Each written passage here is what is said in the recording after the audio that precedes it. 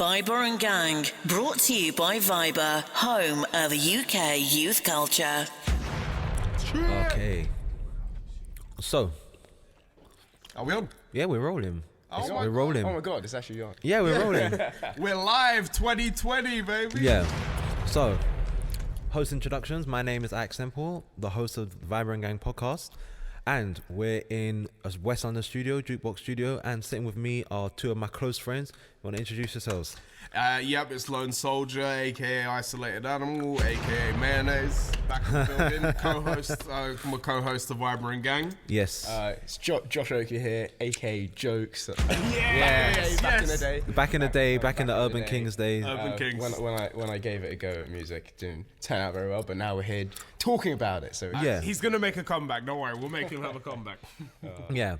So I've seen you a little bit in 2019. I saw you for the podcast and some summer stuff we did, like going to Angel and all that. Festivals and stuff. Yeah, stuff like that. And Josh, I saw you for my birthday. yes. But how was your 2019 overall? You guys? So am I going first? Yeah, you go first, man. Yeah, you go first. It's for me, like personally, it's been a rocky one. Obviously, I've just finished uni, come straight out of Loughborough Uni. Yeah, Loughborough. Big up the Loughborough, July, actually. now into the real world. So yeah, it's just kind of It's just kind of adapting, transitioning. Yeah. But yeah, it's been pretty much. It's been all right. It's been all right so far. And how about you? My 2019 rocky. You know, had some bad times, but I've got through those bad times. So yeah, I'm a stronger person for it. So yeah, you know what I mean? That's it. Yeah, coming back stronger. Yeah. New decade, fresh start. You know what I mean? Happy days. Yeah, mine was pretty, like, it started off a bit rocky because I just come out of a weird situation at university, and I was living in this bedsit. Like, you came there. Yeah, I came, one time. yeah. It was, by the way, it's where we made a future classic called Hear Me Out. Yeah, I made really good music in that place. It was just the vibe of it, but, you know, it started off a bit rocky, but then it started to get nice and better, and the summertime was just really cool. I really enjoyed the summer. Like, we saw Zebedee and did that Barclays advert summer. and all that stuff. Yeah, I forgot that. Yeah, I still got that. So and he's with Barclays Bank, so it works. Yeah. The promotion works, people. Yeah. So talking of 2019, music-wise, what was your 2019? Not just summer, like the Song whole of the thing. year. What was your jam? Like your song of the year? Go on, you can go first. Yeah. So to be honest, like I wouldn't go for just one song, but like my jam in general, what I was listening to, I kind of went back to older songs, and the reason being, I felt like I wanted to kind of start listening to more kind of realer music, kind of the music that started I get everything. I get what you're saying. There was a lot more kind of style.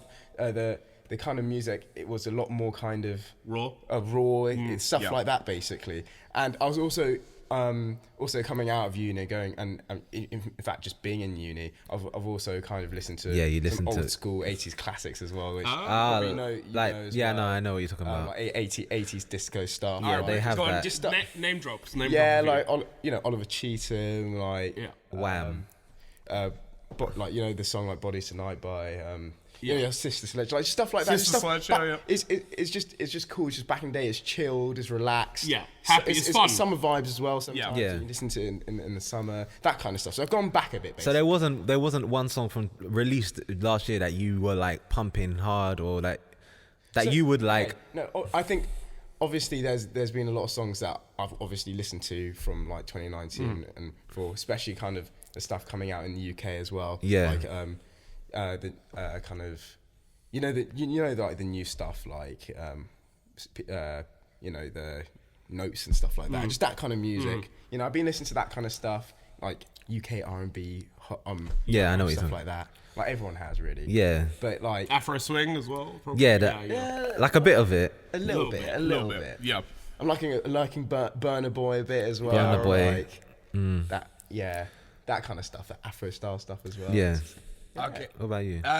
My song of 2019, like I said, I have to admit, I don't think, like, in terms of party jams, I don't think there's been that many that have really hit the spot and stuff like that. But my My general favorite of 2019, Devlin featuring Sire B, Something in the Water. That was 2018. Was that 2018? Yeah, it came Fuck out off, the year was that before. 2018? Yeah, it was 2018. That was late 2018 though. Yeah, it was late 2018. Ah, 2019. Really? Yeah. Are you sure that was Yeah. 2018? Jesus 100%. Christ, I thought it was 2019. Oh, wow. 2019. I honestly can't think of one track.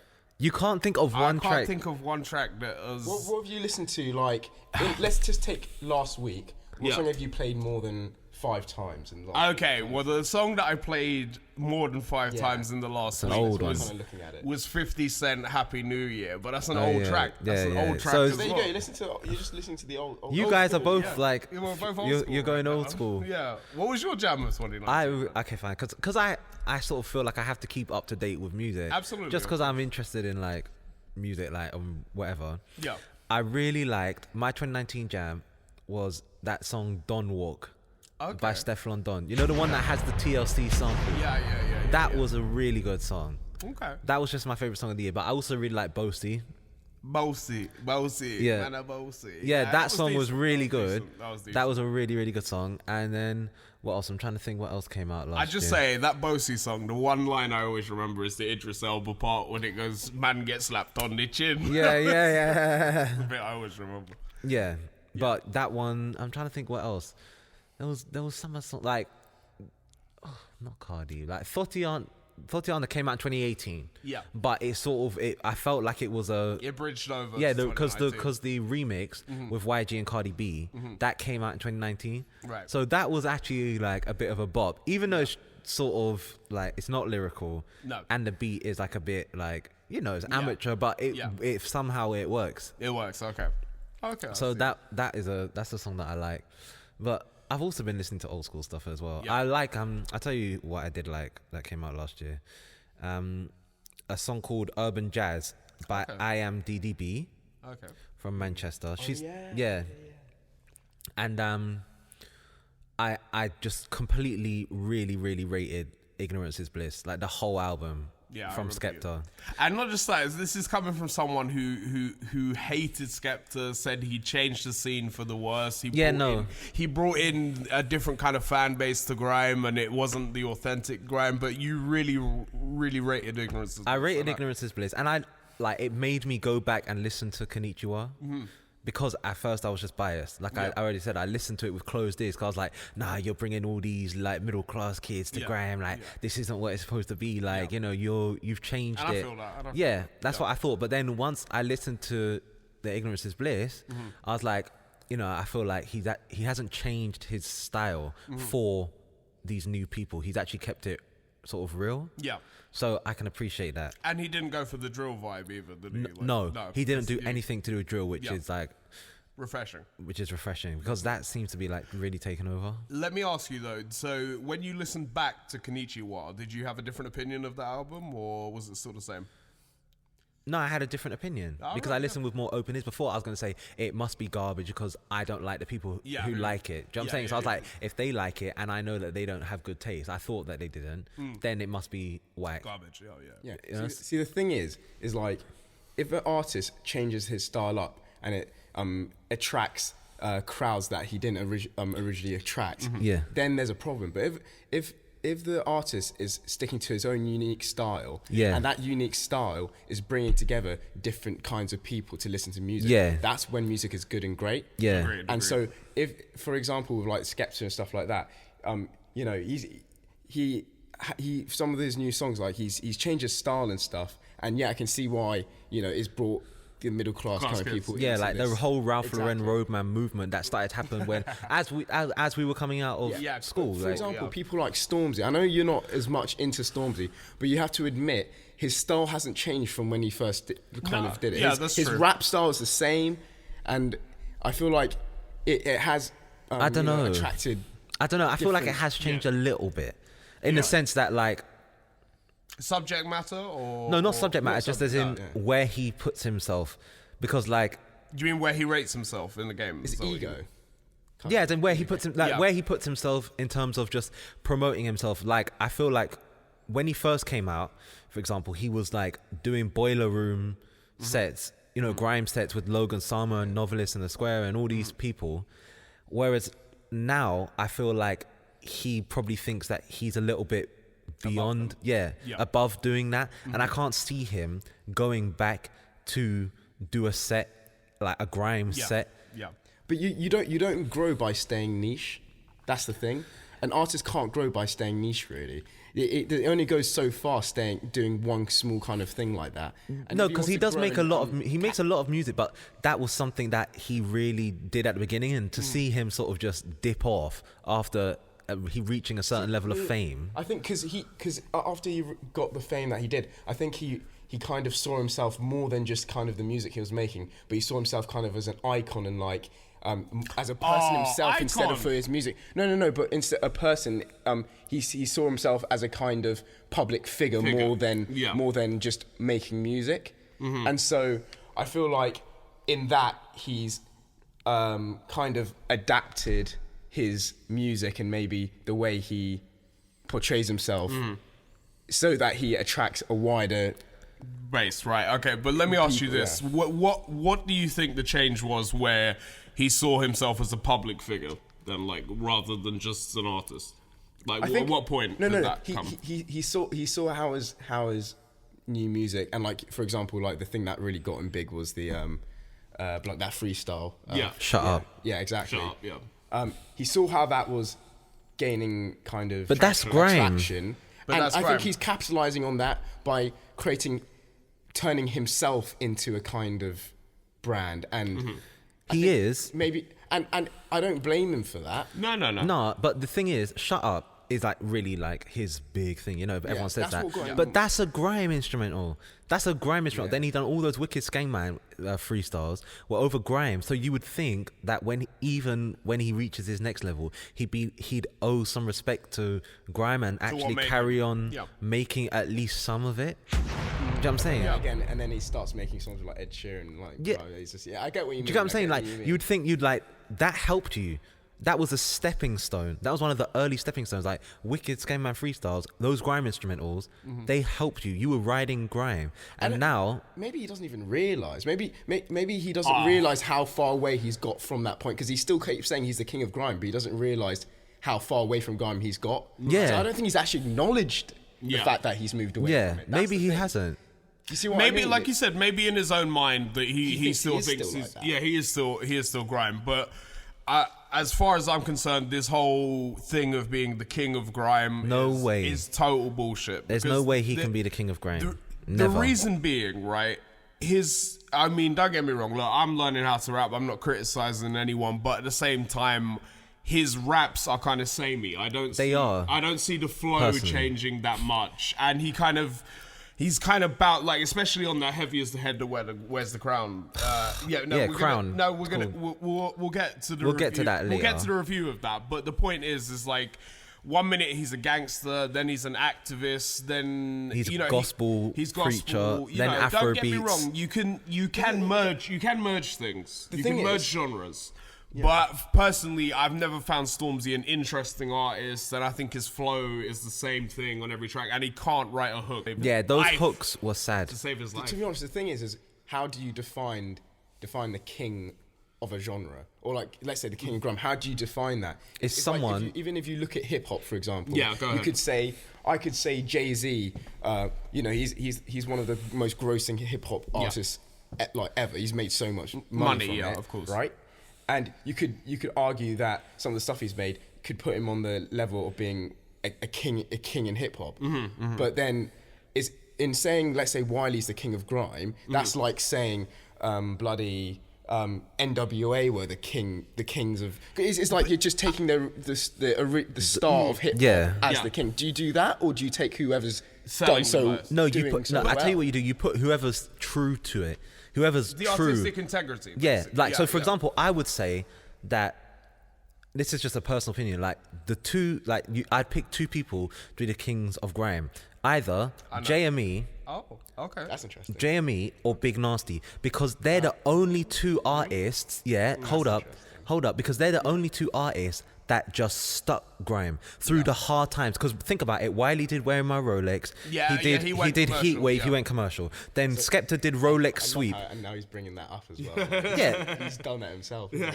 yeah. Wiley, Skepta done Rolex Sweep and all. Tried to do all this Ed Hardy stuff. Yeah. Tinchy Strider. Like, if you go through all the old school people, there's loads of people that like they either went to Funky House or commercial or whatever. Whereas JME never did that. Even when it was rough, even when no one was listening to grime, he still did it. Right. And he came through on the other side with Man Don't Care, millions of views. You've got to respect that. He's got to be the king. Wow. If you think about it, he has to. It's true, If he stuck true to that. Like Wiley, he's maybe the founder or the father of it, or the grandfather. I'd say the prince. Maybe the prince, the fresh prince of grime. Exactly. You could kind of look at it in a monarch way, like you know, the king can change. Yeah, that's true. That's true. And so if you look at it like that, then maybe some people might think, Stormzy might be the king of rock. No, he can't be because because he switched up his style. He's doing drill beats. He does way more gospel beats. He's done way more drill than he ever has done grime. And if you're talking about records, like official records that he's released, not just like freestyles that he's put up on the internet. If you're talking about records that he's released, I bet you he's done more drill / trap. Let's just put it in the same box. Yeah, I bet he's done more of that than he has done grime. Probably, yeah. So you can't come out calling yourself king of grime if you're. Yeah, and not just that, but the heavy is the head that wears the crown. Again, it didn't feel grimy, and he's calling himself the king of grime.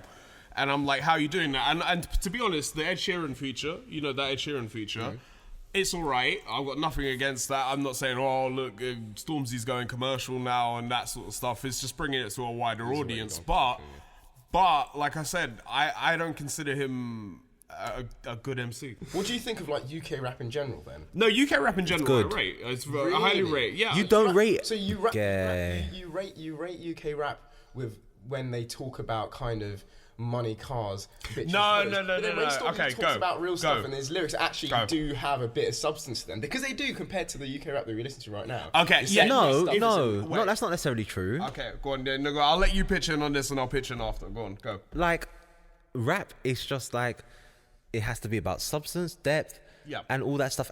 But it's about artistic integrity. That's what I'm trying to say. And JME has that. Wiley has that. Wiley probably doesn't even hate Stormzy. He just, like, he sent out a tweet today. He's like, we have to keep the genre fun and interesting so that people pay attention. So he's literally just clashing Stormzy so that people turn their heads and look at grime, because otherwise people are going to be just drowned out by drill. Okay, when you compare Stormzy to grime, then you can argue that he doesn't have artistic integrity. But you have to admit the stuff that he has made has not changed from genre to genre. He's stuck with the same kind of flow, the same kind of. No, he's stuck with the same Yeah, flow, same flow. but So not the his same integrity beats. In itself, But if you the beats isolate have his changed. songs, The But beats have changed. The beats have Because changed. he one minute, like on the album, it keeps on changing. Like it's cool to be a versatile artist, but at the same time, if you're doing an album, it's got to be a package. Do you know what I'm saying? It has to be sonically a package. And like 1 minute he's Afro beats, next minute he's trying to like sing, like, and be gospel. Because he did like gang signs and prayers. He's trying to do singing and gospel, and then he's trying to do Afro beats. And then he's trying to do drill. It's like, are you Afro beats or are you drill? You like you're floating between stuff. it's like dedicate yourself to a genre and represent it. Again, I think if it's done well, then that can work. You can have many genres on one album, and it can work. But the thing is that him trying to be a singer, you're not Drake. You know what I mean? That's what I'm saying, You man. can't flow in that kind of way. You know what I mean? He just doesn't have that thing. And not just that, we were talking about, because you were talking about earlier about a lot of the grime songs being about money and cars and clothes and that sort of stuff. Some of those tunes are good in terms of beats and that, but them sort of rappers, I don't. But no. Wait, let me finish. Let me finish. I don't rate. Yeah, that's true. They're not listening to the lyrics. That's true. To Stormzy's lyrics. I've listened to Stormzy's lyrics. Yeah, but people consciously listen to it. No, I listen to Stormzy's lyrics, and like I said, they're taken from. Some of them are taken from an interesting place, but some of them other artists have already brought up anyway, and he's getting the credit for that. Like example, let's see, Devlin has unbelievable artistic integrity and talks about many subject matters and stuff like that. JME does that. Big Nasty does that. And he got a TV show out of it. Stormzy ain't got no TV show. Do you know what I'm saying? And that's victory. I think that's more the road that he wanted to go down, because like Stormzy is purely an artist. Yeah, but Big Nasty was purely an artist. They must have presented him with that. Did a lot more different things than just music. And let's be honest, some of the music that did come out isn't like to the same standard as a lot of other grime songs as well. So he then transitioned to start doing all those kind of TV shows. The car. Yeah, the Uncle Payne. Like he started doing all that kind of stuff because he was trying to find something else. I don't think it was that he was trying to find something else. I think he was just naturally funny, and that he just was chilling. I don't think music best suited him. I think his ability to make music wasn't on the level of other artists at the time. Right. I'm gonna be honest. So in other words, if you put Big Nasty against Stormzy, who wins? Huh? Big Nasty against Stormzy, who wins in a clash? Ability to make music. Yeah. I'm gonna have to go with Stormzy. I knew you were gonna say. Who would you say? To be honest, I haven't listened. What's that song that you Which Big one? Nasty did? The like smoke weed like. I know Burst My Pipe. He does good tunes. No, I haven't heard enough of Big Nasty to say. So I mean, to be honest with you, but not just that. Big Nasty is a veteran in the game. Like he was there in the Channel U. Channel U days. Do you know what I mean? Channel U. You know what I mean? R.I.P. Channel U, aka. But Jesus, man, it's like, you know, seniority has to play a part as well. You know what I mean? He's definitely part of the timeline of grime. He's definitely in there. Like, I don't dispute that. I'm just saying, just purely like isolating the music that he makes is not as good as. Okay, like I said, but okay, I haven't heard enough of Big Nasty, but I'd agree with you on that point. But that's not saying much, because Stormzy is extremely lucky to be in the position that he's in. You said that it was because of the, like, tell me the theory. My theory was look, when we were at the private school together, right? Collingham. Collingham, shout out Collingham. The thing is there were a lot of people that were on Stormzy, like that rated Stormzy. This is before, probably with the freestyle days, you know what I mean, before the singles were dropping and that sort of stuff. And I could guarantee, I'm pretty sure he had a rich girlfriend with some connections. And for me, who was that? Do you know? I don't know the girl. No, I don't know the girl. But like I said, is that I heard rumors about this sort of stuff. And for me, that's the vodka's coming out. It's not vodka. Smirnoff Ice. Smirnoff Ice. So what? Yeah, whatever. They're sponsoring us right now. So There we go. Okay, Drink Champs UK. Anyway, but no, like for me, he had a rich girlfriend. She had connections. And this is how his music got to a wider base. That's my theory. That's my theory. Okay, Josh, you want one? Yeah. There you go, man. We're just getting the drinks open so we can just vibe. Drink Champs UK. Viber and gang. But anyway. Go. Yeah, so that's the Stormzy. Yeah, moving on from Stormzy for a second, because he gets enough attention as it is, yeah. But are we going to do the heavy as the head? Yeah, we are going to do the heavy as the head We'll review. get to that. All right. What did you do for New Year's Eve, Josh? What did you do for New Year's Eve? So, I spent my New Year's in Newcastle. Big up Newcastle. Unbelievable place. Way, man. Why? Fucking Geordie, man. That's what fucking Drake was saying on the drill. Woy oi. Woy oi. Like, anyway, sorry. You went to House of Smith. One last thing, woy oi, it's like Cockney and Geordie mixed, isn't it? It's like, woy oi, man. Anyway, go. Yeah, so you went to House of Smith. Yeah, House of Smith. Yeah, it was good. It was good fun. Went on late because clubs in Newcastle close at bloody 6. Oh, wow. Okay, so it was a heavy one. Wow. Newcastle is a great place. Yeah, honestly, it's so good. Like, so many places to go out. It's literally a party central. Yeah, it is. What people say about it is true. I love if it. You guys love going out. Top Newcastle, Palace. I recommend it. Top Palace. World headquarters. We have House of Smith. We have to do a road trip to Newcastle. Jaloux. Okay. Jaloux was one of the places. Jaloux. Okay. Jaloux, Digital, World Headquarters, House of Smith, Top Palace. Okay. I'm trying to remember the other places. Obviously the House of Smith. There's one next door to House of Smith. What's that one called? What's that one called? I've forgotten the name. I forgot what it's called, but yeah, they opened it up because it's all connected in the back. Yeah, they are. They opened up 3 clubs. Yeah. This New Year's thing that I went on, and so it was just huge. It was unbelievable. Yeah, it's amazing. Okay. And there's this other one called Boiler Shop, which is round the back of the station. Okay. Which is pretty cool.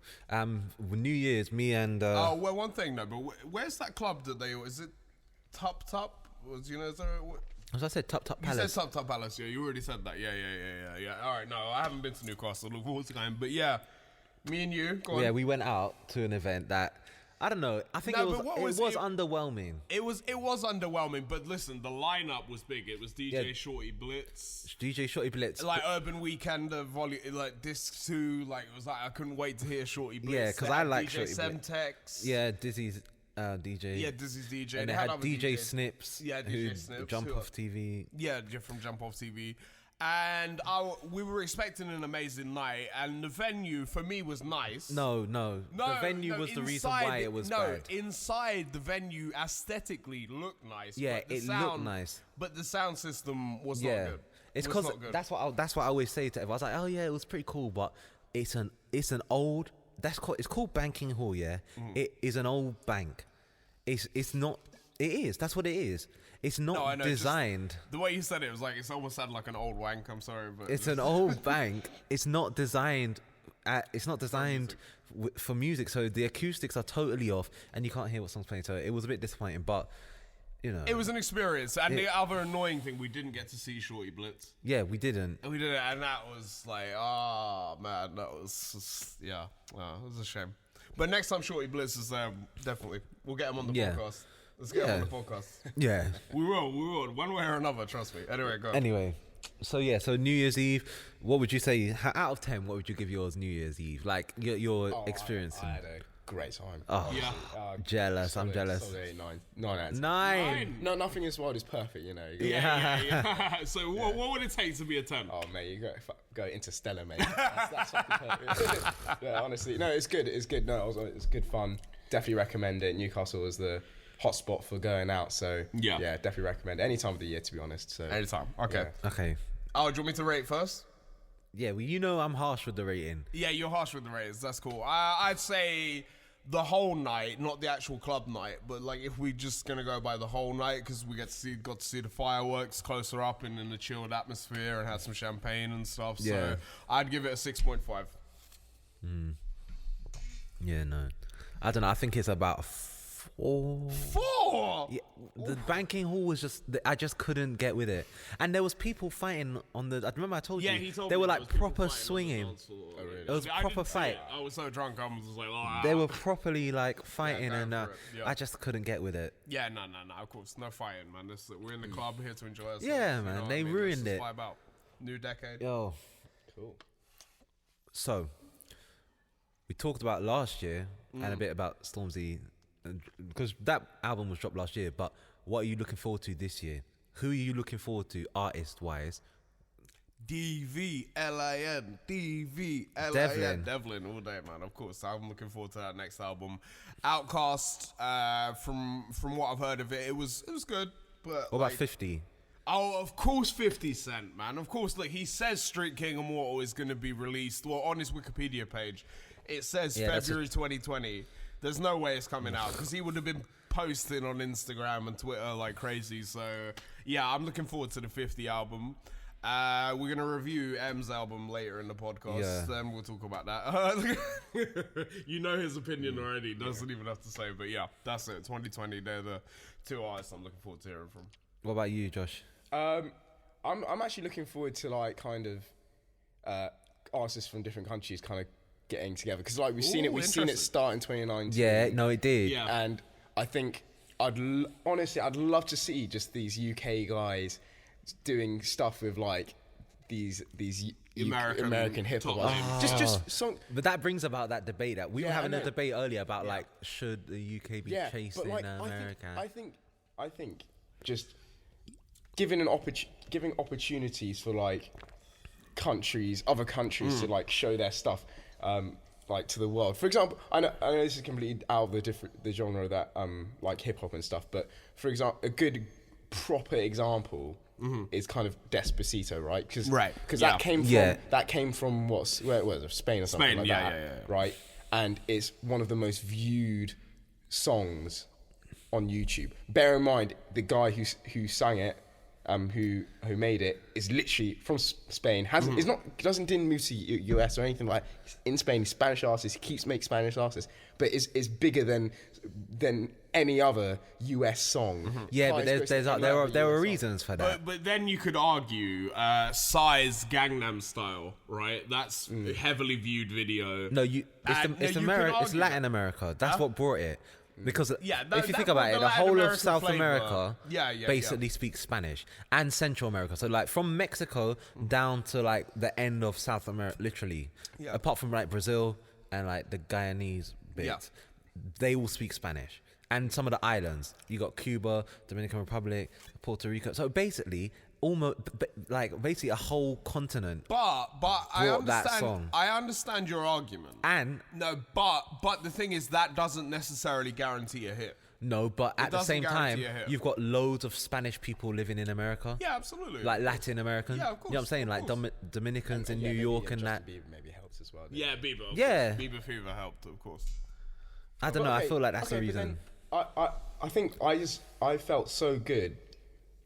Like back in the day, I felt so good when I heard Drake's remix of "Wanna Know" by Dave as well. Like that like made me feel so good that, you know, UK artists are being recognised. Yeah. And I obviously we'll get onto the topic later, but like I think that is healthy. Yeah. I think it's healthy for any kind of upcoming country or music like that.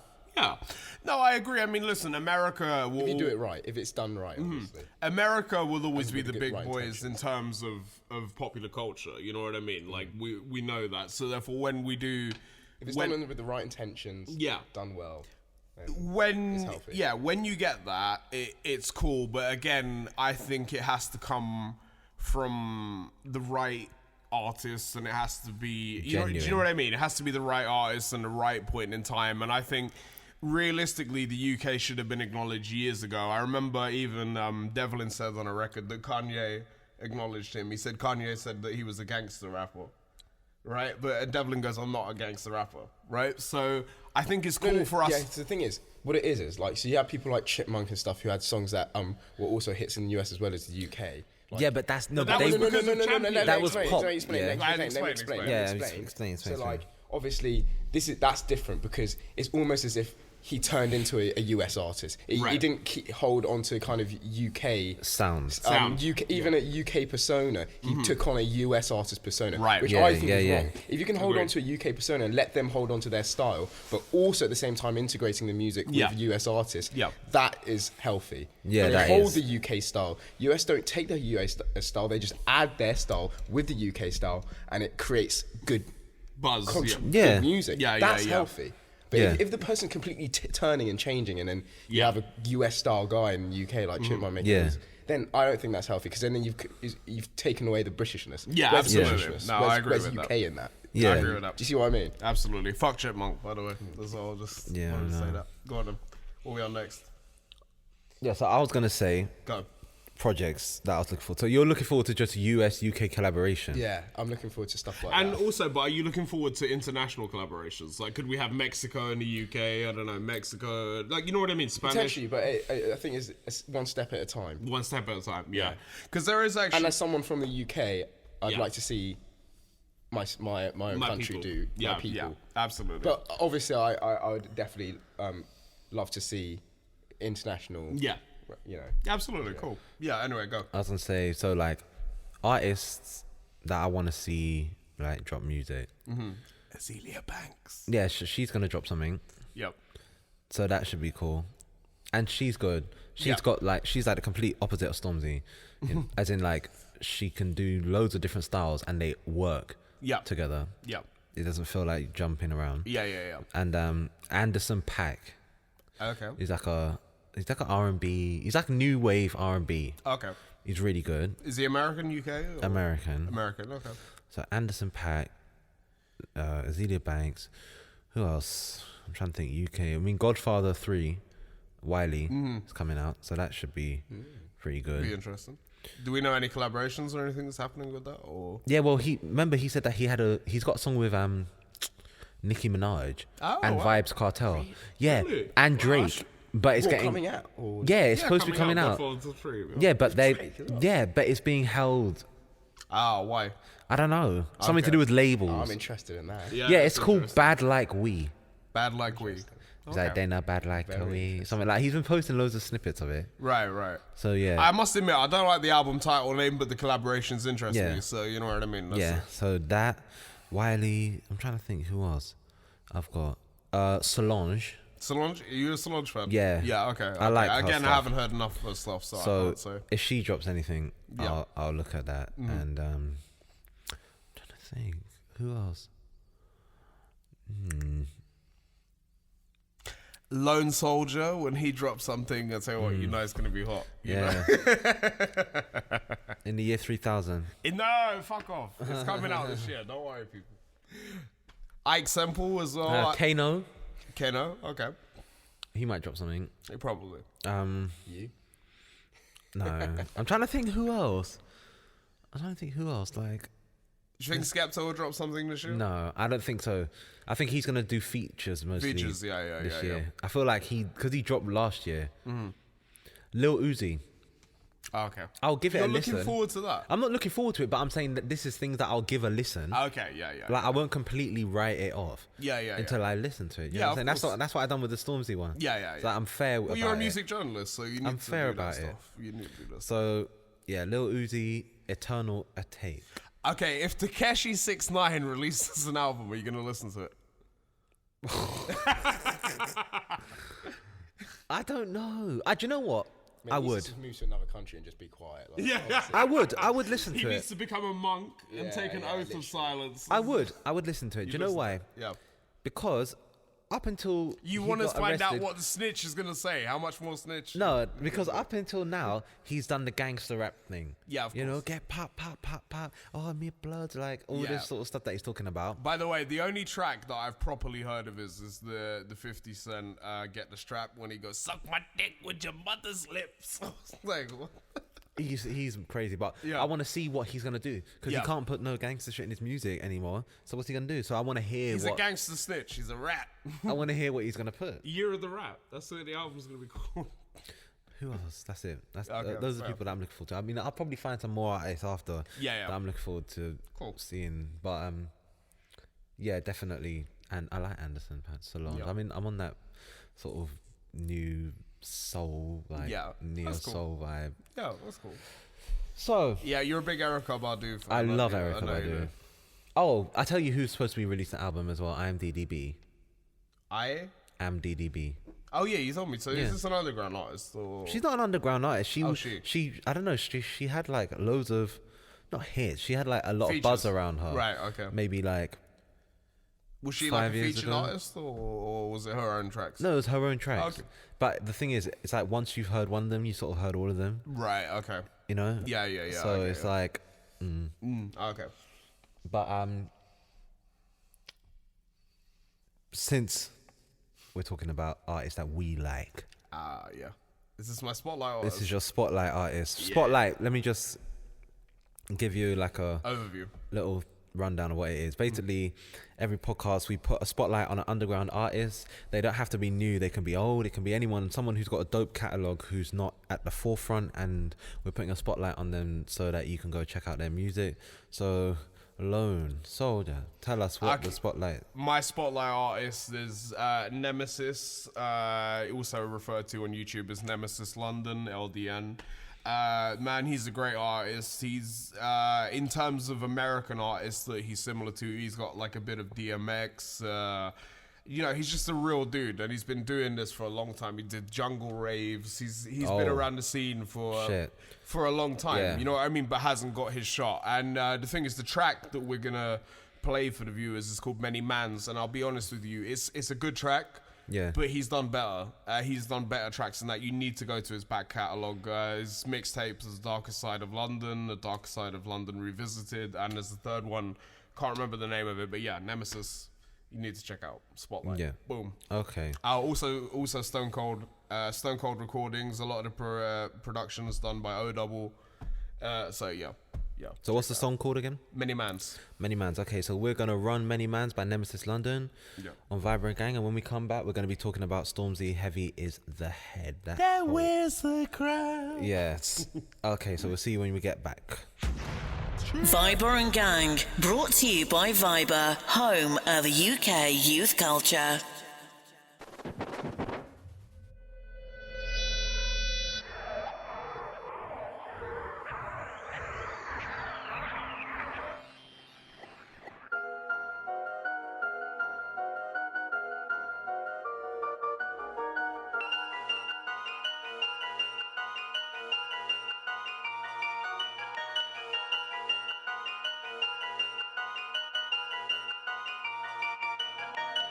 Many mans wanna see me slip. Many mans wanna see me fall. Many mans wanna see me quit. Many mans wanna see me stall. Many mans wanna see me dead. Many mans wanna see me gone. Many mans wanna watch my moves, but don't know what I'm on. Many mans wanna see me slip. Many mans wanna see me fall. Many mans wanna see me quit. Many mans wanna see me stall. Many mans wanna see me dead. Many mans wanna see me gone. Many mans wanna watch my moves, but can't see what I'm on. I do a little crime, living in the grime, but I don't wanna get caught. Cause the boys in blue wanna watch my moves and take me off to court. And if I don't get bail, I'm gonna go jail, and I don't wanna be locked up in a tiny cell and give out my girl and when she's getting full. I gotta stay free, get cash, more O's in the stash. Think big, don't slip. Fuck the chain, I wanna buy a crib. Fuck bike, I wanna buy a whip. Top down, summertime, money's always on my mind. That's why I always grind. Many mans wanna see me slip. Many mans wanna see me fall. Many mans wanna see me quit. Many mans wanna see me stall. Many mans wanna see me dead. Many mans wanna see me gone. Many mans wanna watch my moves, but don't know what I'm on. Many mans wanna see me slip. Many mans wanna see me fall. Many mans wanna see me quit. Many mans wanna see me stall. Many mans wanna see me dead. Many mans wanna see me gone. Many mans wanna watch my moves, but can't see what I'm on. I do another move, but I can't lose on London's dirty streets. Then back in the studio with a flow so I don't get that much sleep. Feds wanna watch my every move, they got me on probation. Stay focused and don't lose sight, I ain't got time for wasting. Right verses, right hooks, feed my brain, read books. Stay healthy, get fit. F this, I wanna write a hit. F you blood, you man's a shit. Nemesis, Stone Cold, getting cake, mixtapes, running all you homos. Many mans wanna see me slip. Many mans wanna see me fall. Many mans wanna see me quit. Many mans wanna see me stall. Many mans wanna see me dead. Many mans wanna see me gone. Many mans wanna watch my moves, but don't know what I'm on. Many mans wanna see me slip. Many mans wanna see me fall. Many mans wanna see me quit. Many mans wanna see me stall. Many mans wanna see me dead. Many mans wanna see me gone. Many mans wanna watch my moves, but can't see what I'm on. There's so many mans that don't wanna see mans make it in the industry, you get me? You know what I mean? All the people that are trying to get somewhere, just keep pushing forward. Don't let no one watch what you're doing. Cause there's so many mans, too many mans. Too many MCs, not enough beats. Too much hustlers, not enough streets. Too many hands and not enough peace. Too many mans with not enough heat. Too much beef, not enough mash. Too much problems, not enough cash. Too many mans that wanna try clash. Too many ifs and not enough cash. I'm still in the ends. Many man know I'm real with a pen. You wanna clash me, tell me when. Many man know I can again and again. Take out mans, take out skets, take out dogs, take out pets, take out families, take out friends. Into the dirt, that's where it's sent. If I got beef in the street, I ain't shook, I'm just firm on my feet. I punch like beast, I'm hot like tropical heat on an African beach. Nothing ain't sweet like peach. When you get time for the cheek, blood leaks. I'm not even at my peak, I seek in the short whole squads that are weak. Birds get slapped in the beak, trying to get about 2 grand per week. Cash in my hand, I don't get much sleep. Commit GBH on the beat, GB ain't too great on the street. Man, them wanna see me laying in the street. The same man better not play in the street. The same man won't see day in the street. Many mans wanna see me slip. Many mans wanna see me fall. Many mans wanna see me quit. Many mans wanna see me stall. Many mans wanna see me dead. Many mans wanna see me gone. Many mans wanna watch my moves, but don't know what I'm on. Many mans wanna see me slip. Many mans wanna see me fall. Many mans wanna see me quit. Many mans wanna see me stall. Many mans wanna see me dead. Many mans wanna see me gone. Many mans wanna watch my moves, but can't see what I'm on. Many mans wanna see me slip. Many mans wanna see me fall. Many mans wanna see me quit. Many mans wanna see me stall. Many mans wanna see me dead. Many mans wanna see me gone. Many mans wanna watch my moves, but don't know what I'm on. Many mans wanna see me slip. Many mans wanna see me fall. Many mans wanna see me quit. Many mans wanna see me stall. Many mans wanna see me dead. Many mans wanna see me gone. Many mans wanna watch my moves, but can't see what I'm on.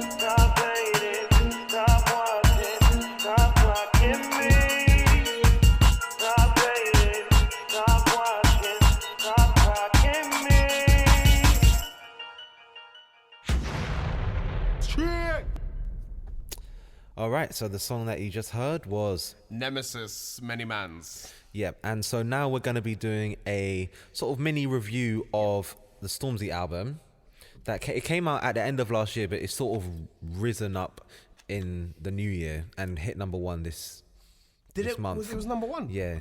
No way. Yeah. Okay. So I'm going to throw it over to you two because like we've had a little discussion about it, but not like a... Okay. Well, funny. All right, I'll start off with this, Josh, if you don't mind. I mean, we sort of already spoke about Stormzy a bit, but like... We've talked about Stormzy, but I mean, in terms of that album, there's a few songs that are like, the one Ike hated, which was Heavy as the Head, that was the crowd. You hated that. And that other one, Go on. Handsome, Young Black Flying Handsome. I'm Young Black Flying Handsome. Yeah, that one. Yeah. You know, again, bad choruses. Like, you know, he needs to learn how to write a hook. But anyway, I actually like Heavy Is the Head That Wears the Crown. That song. No, get out of here. I don't like Stormzy, but I like that. It was something different. It was trying to be positive and whatever. I got that. Lessons, there's a really classic line from Lessons, which was, oh God, it's so classic I can't even remember it. But it was along the lines of like, now I've lost you, I'll never see you again, something like that. Anyway, on Lessons, that was pretty good. But the whole album in general, as we said earlier, it's a bit all over the place. It doesn't know what it wants to be. And it proves to me that the hype around Stormzy is that, funny enough, to the game we're going to play later, I know it's not overrated, underrated anymore, but overrated and, it's, not great. Because I think like you're saying, it's kind of like he's put a whole load of singles together in one package, right? Yeah, it's like a mixtape. Yeah. If he had made it a mixtape, it would have made sense to me. Right. Do you know what I'm saying? But it's not an album. Yeah. In an album, I like kind of... You kind of want that sequence. It's kind of like with Eminem or like J. Cole is a good one. J. Cole's J. Cole's one good. where he put his each song is kind of a sequence within a story itself. In itself. Do you see what I mean? Absolutely. And like when the intro comes in, it kind of tells you what it's going to be like. Yeah, what to expect. And then you've got the songs which all kind of coincide with each other. Do you see what I mean? Yeah, I do. This is just it's a whole load of singles together in one package. But if you actually look at each individual song, like I don't have a problem with that. I think they're good songs. I think they're kind of aggressive. No, because they're kind of, they've got that aggressive Stormzy in them, and that's what people want right now from Stormzy, is that style, and that's what they really, love him but for. does Heavy Is the Head feel aggressive Stormzy to you? Does that really feel aggressive? Don't the tracks sound the same? So not all of them are aggressive, but things like Audacity, and stuff like that, or Wiley flow and things like that, I think do have what Stormzy has, you know, actual Stormzy in it. Obviously the ones with the singing and stuff, I don't know what he's doing. Yeah. Trying to be Drake, but it's not. I don't think he's even trying to be Drake. I don't know what he's. I don't know what. I think he's trying to go for some gospel. Yeah, it's gospel, but it's not. I don't know what he's trying to do. He sounds like he has a Glock nose when he's singing. So. No, he does though. Let's be honest. He doesn't have the voice. He has a voice for a hardcore rap voice. That's what it is. A powerful rap voice, which he does have a good rap voice. It's not it's not auto-tuned. It is a good rap voice, which I like. The fact that a lot of UK rap right now is very auto-tuned. It's very kind of poppy. I've gone to live events listening to these people, and like it's not the same. Right. It's just them talking. There's no auto-tune. It's like it's ridiculous. It's not the same thing. Yeah, I see. But when you go see Stormzy, he puts on a show. You've seen him. But the events that he's put on, and we've seen videos of all over, YouTube. Like, what he is authentic in the fact that when you go see him on stage, you get the song and more. Right. Okay. Right. That's what you get, and it's the same with artists like Drake or artists like Jay-Z. They put on a show when they go live, but these auto-tune people, like, I feel like you just don't get the same. They're one-hit wonders. They're passers by in the night. You know what I mean? But they're there purely to listen to on your own. They're not there to perform live. Exactly. Perform. They're not exactly. I see you. Yeah. I again though, like I said, is that I just don't get the Stormzy thing. Like I said, I actually think we should create a sketch show. Right. Oh, hold up. Let me pose a question quickly. All right, go. Do you think Stormzy is an industry plant? Because that was in a JK diss. Because remember Wiley sent for JK rotten la la la. Yeah.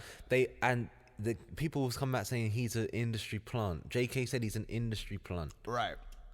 And now that I've heard that, do you know what? I actually really think it's true. What do you mean? Now you heard that he's an industry plant, or after you heard the album? Now that I heard that they think he's an industry plant, I think it's true because he has all the classic signs of an industry plant. In which way? Go on, now, give me the signs. Huh? Give me the signs where he's an industry. Well, he plant. came out of fucking nowhere. Right. Yeah. That's what industry plants do. Right. You know, he came out of nowhere. Some random kid. Why? Right. Like, do you know what I'm saying? That's industry plants.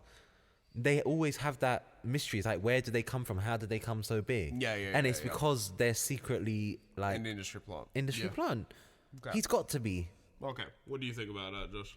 So an industry plant, is that an example like little Nas X and stuff? Is that like an industry plant that pop out of nowhere kind of? Yeah, they pop out of nowhere and have massive success. So, and it looks like they're sort of indie, but they're not. He did come from a background in like grime and stuff. Yeah, he does have. You can see his pathway. Just because he had that the shut up thing freestyle that went big. That you can't like disregard everything that he's done before, because he was there. He was there back in the day when he was really, really young. In those freestyles on the street. SBTV. I've seen his SBTV before, but exactly. Sometimes I feel like maybe they just pick someone who they feel is marketable. Like a major label might like sort of sift through SBTV, pick someone who's marketable, and then just put the money. He became marketable after that shut up freestyle. It wasn't before. They saw the potential to make money from Stormzy after that, because he blew up. Yeah, it's just money they were looking at him with dollar signs. Yeah. And that's what pound happens. signs actually. No, pound signs. Pound signs. Yeah. Sorry. Yeah. Bigger money though. No, tricky. Okay. Industry plant. It's an interesting one, because I can see the theories on why he would be an industry plant, but I think his message in his songs don't suggest that he's an industry plant. Like I said again, I feel like because because more substance to it, isn't there? They're not talking about random stuff here. He's not talking like, about random stuff here. like, he has a little bit of substance, a little bit, but there's more artists with bigger substances. Like I said, like Nemesis, the spotlight artist I was saying earlier, the guy's been going years, and how he is not signed to a deal is crazy, because he even has that slower flow, which is what a lot of the major labels like when we think of gigs, when we think of Skepta, you know what I mean? And the same as Stormzy, he's got that slow flow vibe. And again, but I don't think he's an industry plant. JME's got slow flow. Yeah, and but again, that's it. Thank you for mentioning JME. Yeah, but he ain't been major. But he's still popping. He's still popping. People love JME. Like, I remember when he did a show in Kingston a few years ago, it sold out like crazy. Yeah, people do like him, but he's not major label backed. I don't think he ever has been. Is he not major label? No. He's on Boy Better Know. Yeah. Some genres are niche and some are big. So, and wait, you being a JME fan, do you think he's niche? No. I'm not saying. Grime is niche. Grime is niche. Is it though? Is it though? I think compared to things like pop and stuff like that. Yeah, but what about mainstream and stuff like what that? about hip hop? 2000? No, what about the 2014 resurgence of grime? That's Not Me, Shutdown, Konnichiwa winning the Mercury Prize. Everyone was on grime. I mean, they were all even talking about it in like everyone started talking about it in America. Like, what's grime, man? What's grime like? And everyone started talking about grime, and the music was crossing the ocean, all this stuff. Yeah, but like. And so then, is it really niche? Start saying like, some of the songs aren't completely grime. Like it's like, so like what is kind of? It's got to a point where it's kind of if you have think a the song, lines have blurred? It's very exactly. It's Right. very blurred lines now. So It's like, not in England. It's for in something America. To be grime, it's got to be proper sub-low bass, old school stuff now. Right. And if it isn't like that, then it's not truly grime. Right, And so right. that's why I think it's so niche, is because no one is going to accept it to let it evolve. Right. They want it to be exactly how it is was. and how it started. Yeah, and if yeah. it's Yeah. not like that, it's not grime. And so that's why it's niche. No one's letting it evolve. But Do you then see it's what I going to mean? turn into Like, it's the same way American. hip hop has evolved. Think about from Tupac to what we are now. Yeah. Hip hop's evolved, but grime, no one's letting that evolve. I- Do you see That's what I because mean? the people are gonna. Wait. It's gonna get sucked in by American sounds, because people really like drill, people really like trap, and they're getting we mentioned it before in another podcast. So the sounds are getting closer together. You know, they're getting closer so and as they closer evolve, they get together. closer. You know, so people are not people, but I would be, as a grime artist, nervous that if I let grime evolve, that it's just gonna end up becoming. By the way, evolved trap. in question marks, but quotation marks. Yeah, if it will merge into something that it's not. It will then become trap, and then people will lose what it really was. Mm-hmm. And not only that, you were saying about how hip hop has evolved. I don't think hip hop has evolved. I think it's devolved. I think regressed. It's regression. Yeah, that's interesting. People say because, that. I mean, like, we've got Lil Uzi Vert. You've got who's that? Who's the white kid? Lil Xan. Huh? Lil Xan. Lil Xan. You've got Blueface. So you're saying to let a genre or type of music grow is actually detrimental to that? I'm not saying letting it grow is detrimental. We can talk about different subject matters. Like example, like Jay-Z on 444, right? Like he was talking about different subject matters and artists and what. That's cool to let that evolve and do different things. It doesn't always have to be, oh, I'm a gangster, I'm gonna shoot you, or you're my bitch, come on ho. It doesn't have to be about the same old things. But I think you should stay true to the sound to the sound of it. You know what I mean? Not go. You can have commercial hip hop, but again, like I said, it's just the rappers that we have in nowadays. I couldn't tell you a new school hip hop artist that wow, I think is great. J. Cole, I like J. Cole. Joey Badass, but I don't know good. Joey Badass. So. He's really good. You know He's really good. When you kind of think about it, it's actually a bit of a shame, really, isn't it? Go on. That music turns into this kind of stuff. But like, we let it. Do you understand? Because people are lazy. And they want to the be thing is, spoon-fed good music. The worst thing about it is unfixable. Like how? Because if someone goes back and starts making songs like how it was before, no one's going to pick up on it. It's not going to be a hit or something like that. Right. And it's actually quite sad now you think about it. How music has turned into this. I think people just aren't passionate enough. Yeah, it's turned to this really shallow kind of stuff. There's nothing to it now, is there? No, exactly. There's no artistry to it. But again, I don't think it's not the fact that the artists who have depth and want to bring that out are not there. They are there, but for me, it's not being listened to because people can't be bothered. Yeah, because that's what I'm trying to say. No, but people can't be bothered. But not only that, the labels are not willing to say, yeah, we want it. We want to bring it back to the old school. They won't put money into that. Yeah, they won't put money into it. But if enough people listen to it, they will. But that's the problem. Is that, like, let's say Lil Uzi Vert's there at the front, then Lil Yachty's behind, then this person's behind, then this person, then this person. People can't be bothered to sift through all the mainstream artists in order to find a good one. They'll just be like, oh, I've tried it, but I've reached Lil Yachty and that's good enough for me. And then they just settle for the bullshit instead of actually going for the good shit. I get that, but I also think old school artists that need to invest in some new school artists that are actually good. You know what I mean? Because they have the resources to find those artists and bring it back to what it was. I'm not saying we shouldn't evolve and we shouldn't talk about different things. Of course we should. But you know what I mean? Like let's bring it to conscious artists. Like, you know what I mean? Let's bring it with someone with substance who has a life story and can bring something different, you know? Yeah. I feel like you want to say more, Josh. No, I don't know. I just think I'm good. You good, you good. All right, Okay. What are we on next? So I'm gonna spotlight an artist. Okay, go on. Who's your Okay, spotlight so artist? the spotlight artist, I'd never heard this guy before. Right. He's from England, London. Okay. He's called A2. A2. Okay. I'd never heard of him before, and Who did Heartbreaker back in the day? Remember Heartbroken. Heartbroken. Was that T2? T2. So A2. Yeah. Okay. Yeah. Okay, right. Yeah. This is anyway. A2. Yeah. And no relation to T2. No relation to T2. He's just like a really sick underground artist. Okay. He's got like a sort of experimental trap style. Okay. But it's like, it's not Stormzy. You know what I'm saying? It's not that. He's really underground, really experimental. He's a proper artist. Right. And he has this song GSD, Grapefruit Sour Diesel, which is really good. And there's another song that he's got that I want to play. It's called Rolling Stones featuring Bonkers. So for my spotlight, I'm gonna play Rolling Stones by A2 featuring Bonkers. And then when we come back, we're gonna talk a little bit about Futsal Shuffle 2020. So this is Rolling Stones featuring Bonkers by A2, and we'll see you when we get back. Viber and Gang, brought to you by Viber, home of UK youth culture. Please don't get involved, please don't get involved. So close, you're so fucking close.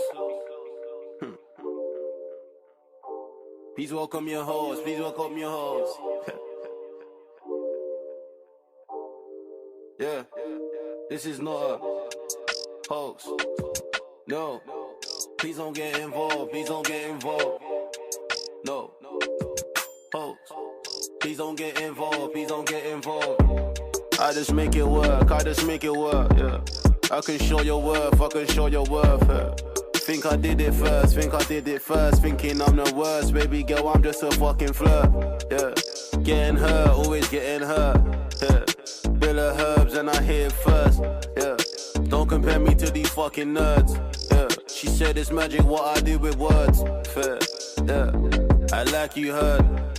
You ain't second best, G, you're fucking third. Yeah, I cut and skirt, then I touch the curve. Said she wanna pull up to the show, I'm like, you got a nerve. In your energy, it's in your energy. Yeah. Money probably shorter than my memory. Birds on the perch, never stressing me. I know what they for, but it's temporary. A-class in secondary. A-star, you should treasure me. A-star, boy, I'm legendary. Stay far ahead of me. Birds on the perch, never stressing me. I know what they for, but it's temporary. Wait, yeah. Before you coming home, yeah. Rolling like them stones, always cutting throats, yeah. Got you on the ropes, you ain't know the codes, yeah. Better know yourself, you don't want no smoke, you don't want no smoke, hey, hey. Before you coming home, yeah. Rolling like them stones, always cutting throats, yeah. Got you on the ropes, you ain't know the code. Better know yourself, you don't want no smoke, you don't want no smoke. Hey. Word of mouth, we seen your answers but ain't never seen your workings out. My jigger's living with no limits like the world is ours. And 60 minutes to you niggas just means 30 miles. Cause you ain't got a mind of your own. How we still standing out when we surrounded by clones. Proud of the zones, glass houses and stones. You brothers probably missed the message looking down at your phones. This is my 2012 SoundCloud flow. When codeine made the countdown slow. When I first realized niggas tryna sound like bro. We sit and listen and we giggle while we count our dough. Yeah, them versus us, it's always been this. Only now they're clocking who the team is. This shit is in our genes like a genie in a bottle. I'm a genius doing this for Aunt Dolores like Hakeem is. I'm the cleanest. Before you coming home, yeah. Rolling like them stones, always cutting throats, yeah. Got you on the ropes, you ain't know the codes, yeah. Better know yourself, you don't want no smoke, you don't want no smoke, hey, hey. Before you coming home, yeah. Rolling like them stones, always cutting throats, yeah. Got you on the ropes, you ain't know the code. Better know yourself, you don't want no smoke, you don't want no smoke, hey, hey. Please don't get involved, please don't get involved. So close, you're so fucking close. Please welcome your hoes, please welcome your hoes. Yeah, this is not hoax. No, please don't get involved, please don't get involved. No, hoax. Please don't get involved, please don't get involved.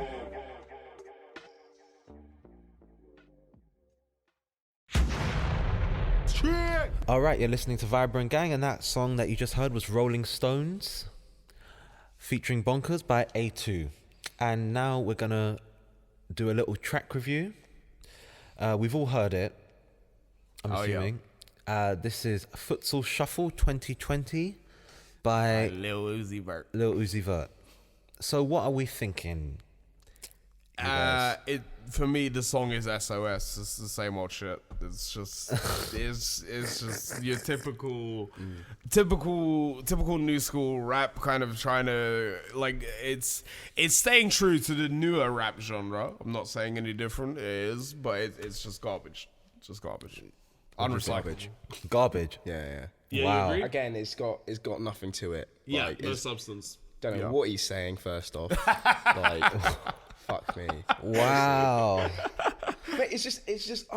You know what? Yeah, I get annoyed at it. Really, it's just what's happened. Yeah, that's my point. Yeah. Happened. That's my point.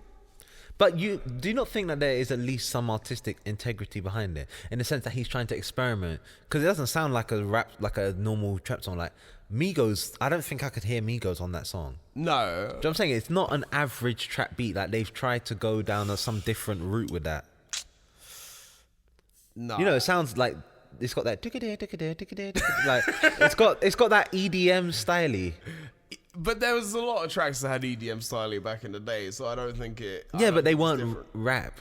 They weren't rap. Wait, let me think of an Trap. EDM song. No, EDM song that was rap. Hold on. I know how I've got it. Oh shit. There isn't one. There is Blade. If you listen to the Blade soundtrack with Wesley Snipes, there's a rap song on that. I can't remember the rapper, but I remember the song. But like, yeah, there's the EDM mix with rap on that. 100%. Okay. So long story short, you're not feeling it. No. Okay, fine. Let's just give it an out of 10. Oh, out of 10, if you had to, what would you give it? This is gonna be on the beat. On the song as a whole. Yeah. I think the beat's giving it most of this score. Yeah, but it has a dance to go with it. I saw him performing it at Rolling. And I can't take away the fact that it could be considered catchy. Yeah.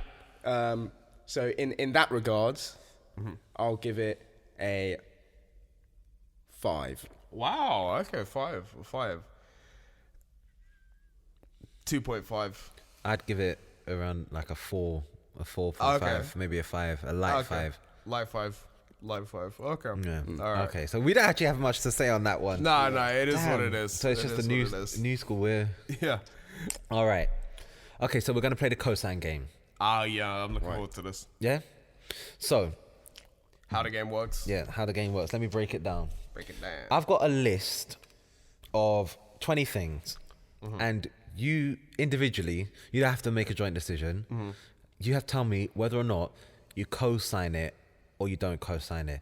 So if you co-sign it, you're going to hear this noise. And if you don't co-sign it, you're going to hear this noise. That clear? Yep, clear. You ready? Should we...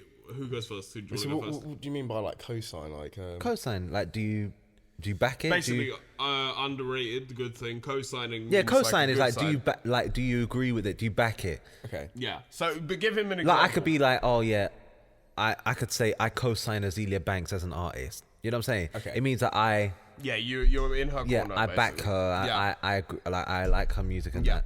Okay. Cool. Okay, right. So the first thing, do you co-sign auto-tune in rap? That's... You go first, mate. Yes. Yes, to an extent. Yes. Co-sign. So you both co-sign? Yeah, to an extent. To an extent. But yes. Yes. Yeah, okay. 2, I don't know if you have an opinion on this, but Queen Radio. Oh, is this Nicki Minaj's? It's Nicki Minaj's platform where she sort of goes on and sort of degrades people, but at the same time, it can be quite funny. Right. I haven't heard enough of it, so like, can I? You can't co-sign it. Can't co-sign. I'm gonna co-sign because, like, I'm all for like kind of stuff like that, where it's kind of it's just another more raw critique of stuff. It's not. Yeah. It's not affected Censored. by any other. Yeah, it's not censored. It's not affected by any other. Yeah, and it's I can pure respect. real opinion, and fair enough. Yeah, I can Fair respect enough, that. you know? Yeah. Okay, so you don't have to listen to it. If you don't like the opinion, you don't like it. Okay. You don't exactly. Yeah. Now we were talking about Tekashi a bit earlier. I was gonna ask, do you co-sign the Metropolitan Police? Oh, wow. Just in general. Yeah. Wow, that's a loaded I question. respect. But I respect co-sign. the services that they provide to the country, keeping us safe on the streets. Yeah, I don't think they don't really discriminate. I don't think. I think whoever does crime. does like get have the confrontation of the police may have just you clearly are doing something wrong, because I feel like we have one of the best police forces. Is the least discriminatory. It's the most fair. I think it's just they're not armed or anything like that. So they're I think we got a very strong police force compared to like the US and stuff like that. So I'm all for I So I co-signed the police as well because one of my friends is actually a police officer, and he's one of the most fair, level-headed guys I know. And by the way, Josh is going to be running for Prime Minister soon, so just back him. It was a good speech. Yeah. Okay, right. So What about you, Isaac? Do you co-sign the police? What's your opinion? Yeah, because I'm the person asking the question. Yeah, look at that. That's such a good way to get out of it. Right. Here we go. Do you co-sign Tekashi 6ix9ine? No. That was joint. Look at that at the same time. No. Both. Okay. No. Right. Here we go. Do you co-sign Ed Sheeran on Grime? Yes. Co-sign, yes. Yeah, this is where we're going to differ. I can feel No. it. Let's say no. So, yeah. It's not Ed Sheeran. It's just not Ed Sheeran. It's not. No, but he can be versatile I can't give as an artist. Come on. That's not versatile, mate. Teddy on rap. Grime. That was not He even can rap. grime. No, take me back to London Town. Take me back to London Town. It's not grime. I agree with And he you. said I he's agree grime with in you. that. That's not grime. Yeah, you said Fuck they me. were like, me and Teddy's on Grime. Yeah. Shut the up. Like, come on, man. If you're going to do grime. Don't fucking do that. Half-ass it. Yeah, half-ass it. All right. I'm with you on that. Yeah, but you still co-sign. If he it. wants I to still do co-sign grime, him on grime, If he wants to do absolutely. grime, get a proper grime instrumental. Yeah. And Yeah. grime flow, and just do grime. And then if you give it a go, and fair enough. But if you don't half-heart or do this pop crap and say you're grime, Yeah, because you're that's grime. not grime. If you're Yeah. gonna Yeah. say you're grime, Yeah. do a grime fucking. That's dreadful. that's a fair shout. what? It's common sense, isn't It's it? a fair shout. It's a fair shout. But then, but speaking to your point earlier, you said grime has evolved. So it's that evolution. No. I didn't say it's evolved. That's the thing. I said it didn't evolve. I said it's still a niche. Well, maybe they're breaking out of the niche. No, that's not. No. No, But it's then it goes back to the point that I agreed on and how it's diverging and stuff like that. No, that comes on to the point that which I agreed with was the divergence as well as the evolution. I do see that happening. So Right. Okay. Right. Okay. Do you co-sign Drake on UK Drill? No. Hell no. I'm gonna go with a yes. The way he's done it, I don't think has severely impacted like the culture of it or anything like that. I think you know how we're talking about how integrating like UK US music stuff. Yeah. I think he's done it a healthy way. Put it that way. The way we were talking how if it's healthy or not healthy. I think he's done it a healthy way. Honestly. His face. Okay. If you can see Ike's face right now, it's Right. This one you might not know, but I know you know. Okay. Do you co-sign Love and Hip Hop? Love and hip hop. Yeah. Love and Hip Hop. It's a reality show basically about the lower key people in hip hop or some of the It's like washed up acts, rappers, like- washed up acts. Yeah, that's it. And their girlfriends. And they get into like fights and stuff. It's very like. I can't comment on that because I haven't seen it, so I'll have to. Yeah, no comment. Again, I've only ever seen clips of it from you. So again, I feel like I can't comment. But if I was just to go off my gut instinct, it's similar to Mob Wives, but Mob Wives had a bit more depth because they were real mobsters and la la la. These are real rappers. I know they're real rappers, but still, like, I don't know. Nah, you don't. No, I don't co-sign it. But grime-wise, we brought that up. Yeah. Grime, yeah. We should- Love and that- grime. yeah, that would that work. needs to be a thing. That needs All to be right. a thing. DWE IKEA advert. Co-sign. Yeah, good for him. He's getting some mainstream. Yeah, co-sign. You co-sign All it. of that. Yeah. You don't think that it's commercializing grime? Maybe IKEA's exploiting grime. Do you not think that? I think they're just using his person, not where. Yeah, he's his come from. person. Okay. Up. I think and not only that, like when you look at anything, like when hip hop became bigger, like Run DMC did a tune with what's they called, them rockers, Aerosmith. That's it, right? Was that really selling out, or was it broadening the audience? You know what I mean? It's a similar kind of thing. Like, and they had I swear they had a Reebok deal or something like that. a training deal or something. 50 You know what I Cent mean? They had a probably had a Reebok. clothing line or something. So yeah, no, co-sign DW. Yeah. Right. Okay. What does he do in the ad, by the way? I could. He's not in it. They just play a song and it's like about furniture. Have you heard it? No. You know, it's like this. It's like this. This chair is older than the pyramids. The least it's younger than the mirror is. You know, it's so. I really don't like the advert. You don't like the advert? No. I haven't seen it, but I mean, the idea of him in an advert is cool. Yeah, no, it's not. We're not basing our cosign on the fact whether we liked it or not, but we're basing it on the fact that it's okay for him to Totally, do yeah. that, and I think it's okay. whether I Progressive like it or for not. progressive. Okay, right. Do you co-sign ghostwriters? Just in music in general. No. I don't, but at the same time, like I original wouldn't be opposed to ghostwriting for somebody. So then you do. You got to fall on a side. It's not. The person's not making the music. He's not Yeah. writing it. It's not. That's It's not not right. art. It's not really art. on. Yeah. It's different when they're producing maybe the beat or something. But Yeah. But the wording and stuff is what What makes telling, you an artist, It's not. It's what basically, telling the story of the song, isn't it? Yeah. If it's not your story, then what are you saying? What are you I trying think to say? in terms of rap, then no, I don't co-sign. I mean, by all means, ghostwrite that fucking Uzi Vert thing because it doesn't matter what he says on it. So ghostwrite what you fucking want. It doesn't matter. All right. Okay. So that's a No. and a Oh no. no. Okay. Do you co-sign Stormzy's "Fuck Boris" line in Vossi Bop? No. No. Why? Okay. I'm surprised. I'm surprised. Okay. Why are you surprised? Oh wait. Yeah. No. I do not condone that. Co-sign. Yeah. All right. Cool. Okay. Do you want to go deeper? Why you don't go? Should we? Yeah, let's go. Let's go. Come on. Let's do Okay. it. Let's do it. I want to. You want to hear my side? Look, like I've got, like I said, I mean, Boris, we all know he has some idiotic tendencies and he is who he is.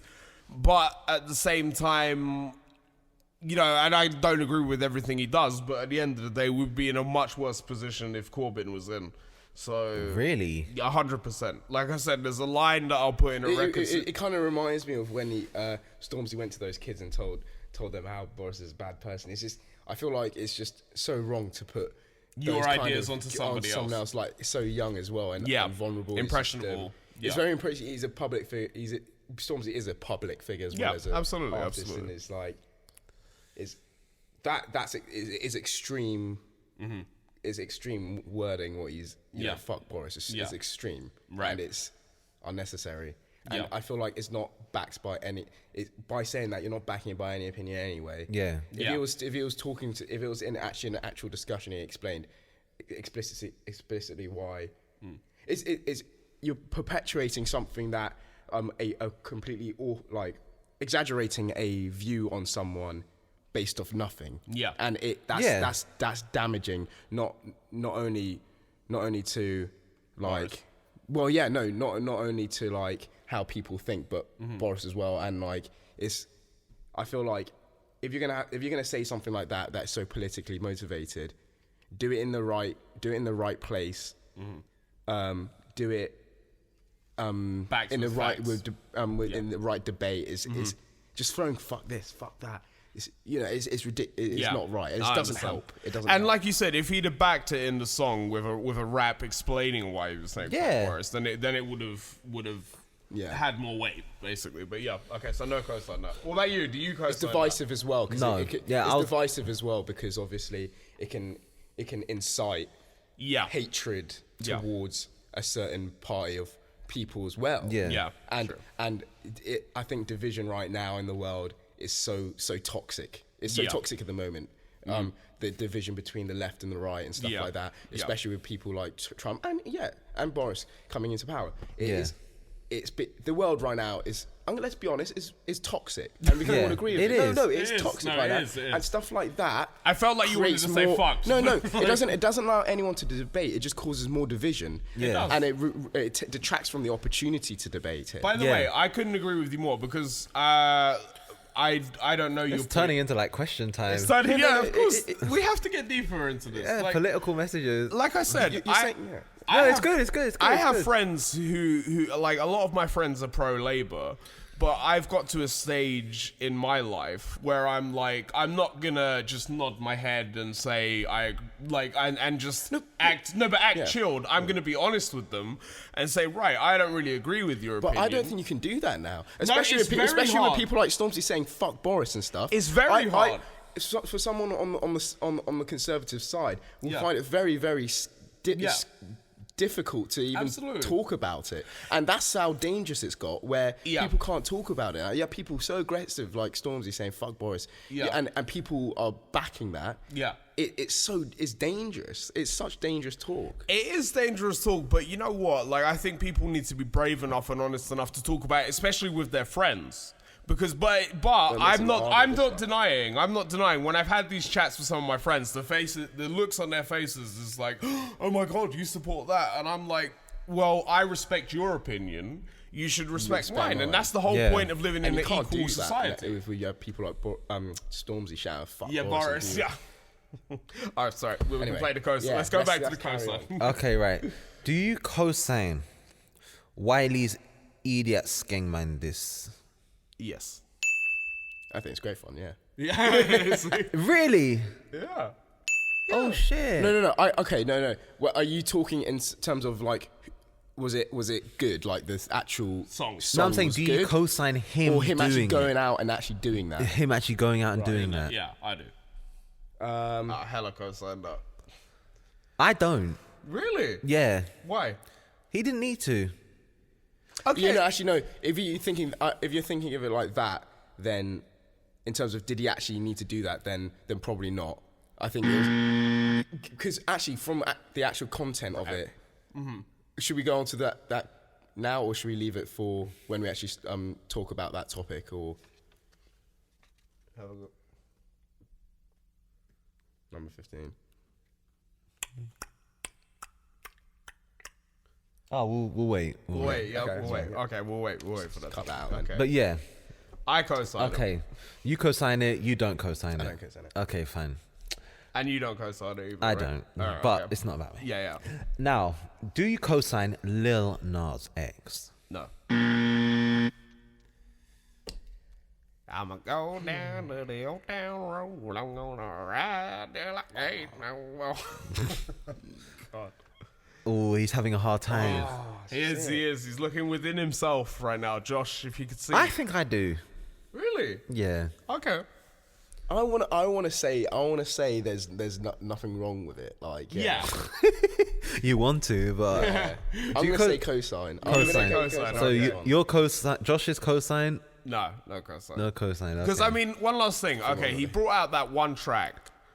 You know, yes, it's catchy, but no substance to it. And like, if I'd have heard more songs, then I could have made. There's another one He's called made Panini. more songs, though. That's the thing. But how different are they really? They're similar, really similar. Anyway, I asked you to play me another one. You never played it. Damn, man. Okay. Now on me enough. The Kardashian West family. I Do love you Kanye co-sign? West. I always will. Cosign. I can't co-sign the Kardashians, man. I can't. So you don't. Trash TV. I'm talking about that immediate family of Kim, Kanye, North, and what's the other one? Saint. Right. Well, Do you co-sign that family?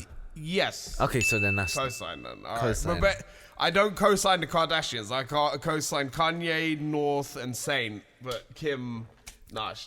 Oh well, I'm sorry. No. Okay. What's your reasons for that? I think they've bred like the whole reality TV show.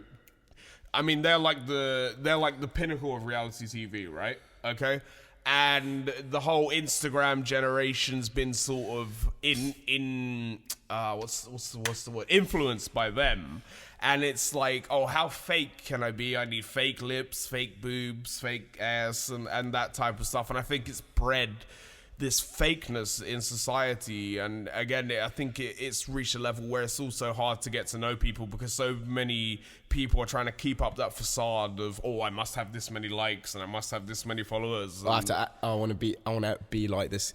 Show this kind of image myself in person, and so that brings up a bit of kind of snobbery as well. Kind of like I'm better than you. Look at me. I'm like Kim Kardashian. Yeah, You know what I exactly. mean? You know, and people trying to follow that, and just on a personal note, like I don't really find any of them that attractive, like as well. I mean, yeah, I don't see the appeal. What about you? Do though, don't you? Like, Yeah. Who's attractive then out of our family for you? Khloe Kardashian's cool. Chloe, yeah, but that's the personality. But you know, Isaac loves a woman that can argue, man. Like, I mean, I can only when he has kids, I just think him and his Jocelyn. wife can argue all the time. Like, it's just gonna be like, Okay. you don't know about crime. Right. Okay. Fine. Next one. All right. Okay. Do you co-sign vintage clothing? Yeah. Yeah, of course. Yeah. Any style of clothing Okay. is great. It's expressionary. Do you isn't it? co-sign Off-White, Define Off-White. the brand? Oh, I don't know the brand. You don't know the brand of white? No, I don't know. I can't sign it. You co-sign it. Oh, Again, I it's don't know it's another kind of people use it. When it comes to clothing, I don't think you should limit what someone wants to wear. Right. No, but sometimes people get obsessed with something like you know, like that people. Like the Ralph Lauren days we were talking about on the yeah, absolutely. You know, people get like obsessed with like I've Keeping got to up. have this like yeah, thing. that brand or That's whatever. inevitable in society, though, isn't it? Yeah, it is, but Yeah. Off-White is If you starting isolate to. that and just look at the clothes itself, the clothes aren't that bad. So. Yeah. I guess. Okay, but I don't know about yeah, that. I- Things being equal, I don't know. okay, do you co-sign Blackpool Grime? Yes, I do. I haven't heard Blackpool Grime, but put it this way: there was in the Channel U days. I remember this. This is hip hop music. Do you co-sign? I You know know about those little kids? Yeah, little kids. I haven't heard the of little them. Do you know, kids, like Little T and Little T. Yeah. That I was haven't funny. heard Little You know T, what? so- It gave me a laugh. It was funny. It was funny. It was good. It was I don't. Have you played this for me? I don't remember you playing it for me. So Okay, fine. I'll give you just a it rundown. was so silly though. Wasn't it? It started off like maybe 6 years ago. right, They posted. There was this thing called BGM. It's Blackpool Grime Media. right. And they posted a video of this guy. He was 12 years old, and his first lyric that he said in the freestyle was like, "I'm gonna rape your little sister." No. Yeah. Yeah. And then it grew from there. There were like beefs between him and this girl, and then other people started to come in. They're all like under 15 years old. Afghan Dan. Wow. Afghan Dan. Like everyone started to come in, and there's a guy called Clarko, and he made like a disc called Sket. He's like, I've got, you know, all the guys say you've got skids and all this shit. Oh my god. All right, okay. Now I know the background of this particular group of Blackpool MCs, then I don't co-sign it. I don't co-sign BGM, but people from Blackpool making grime music. Yeah, you I co-sign Yeah, that. but you don't No. co-sign the BGM wave No, thing. no. I don't agree co-sign with that comment. Yeah. Yeah. I didn't realize about the whole background of, and you were talking specifically about BGM.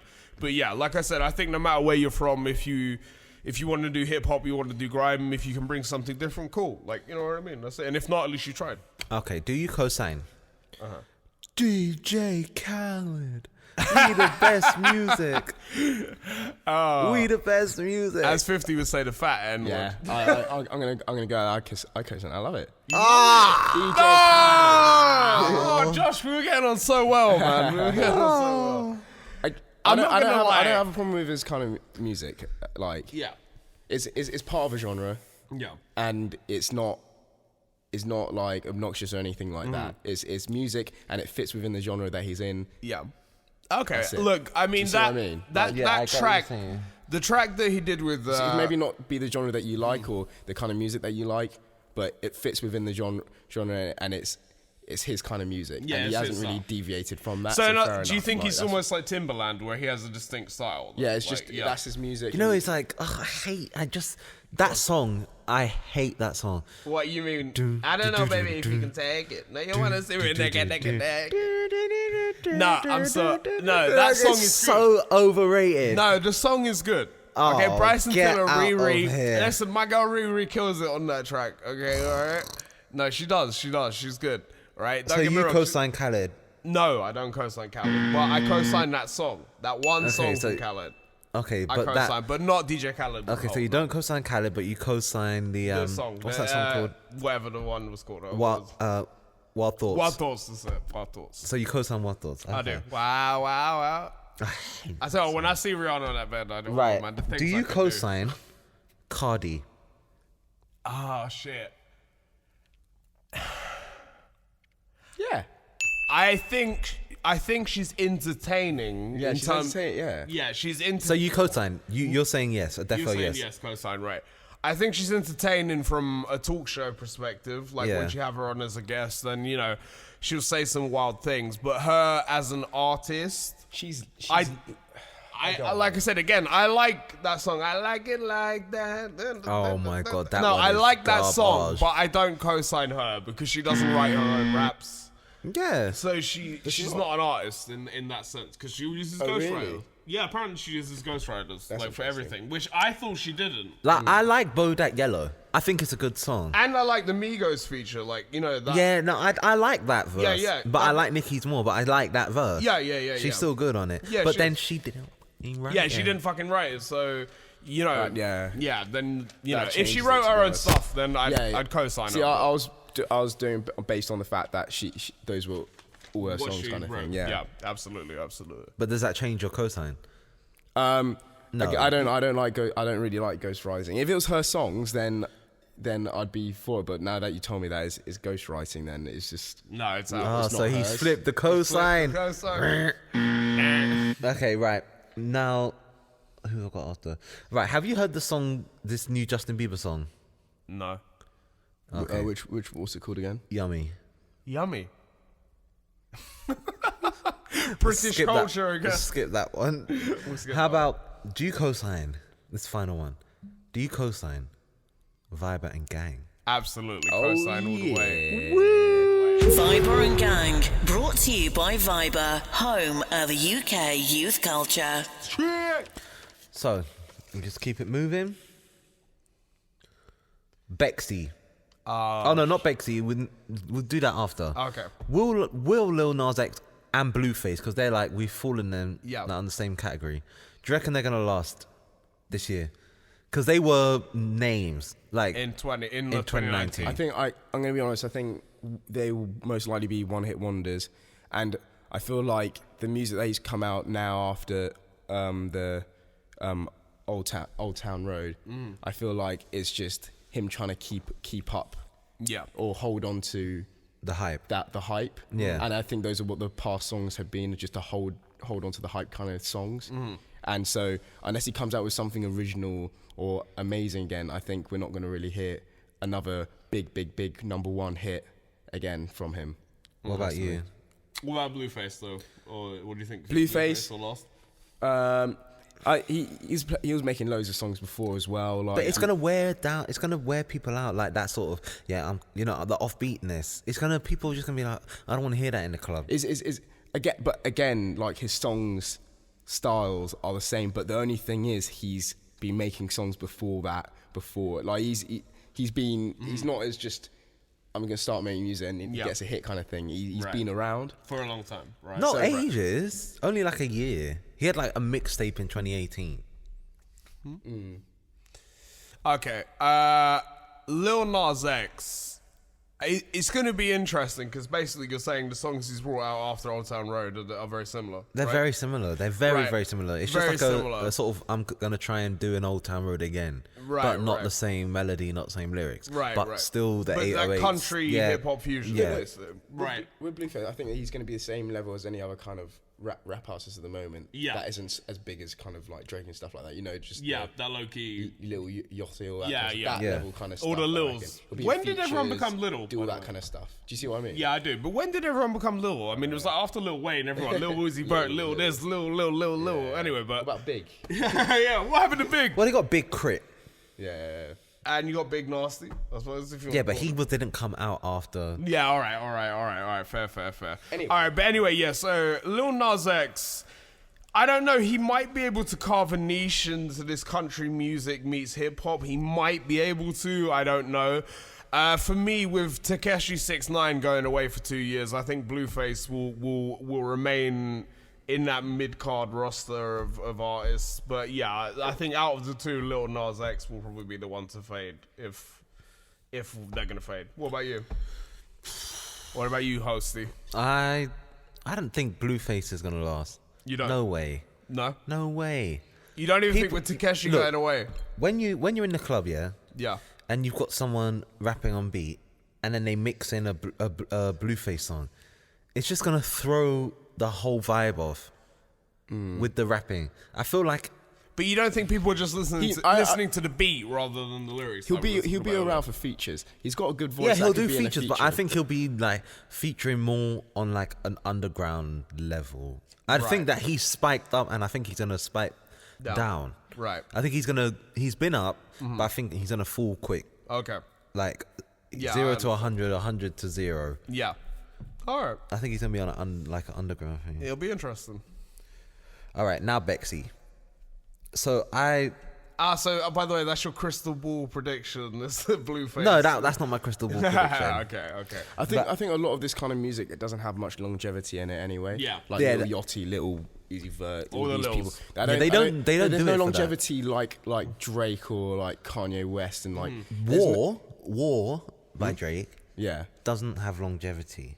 But like it's kind of shows where it shows a bit of direction though. Yeah. In terms of where music could go with, in terms of like what we're talking about, the integration and stuff. Yeah. But I mean in general, there is you're not gonna hear of Little Uzi Vert in 20 years where they look back and think about all the greats of our time. Do you know what I mean? Yeah, absolutely. Like it's not gonna happen. So that's where there's not longevity.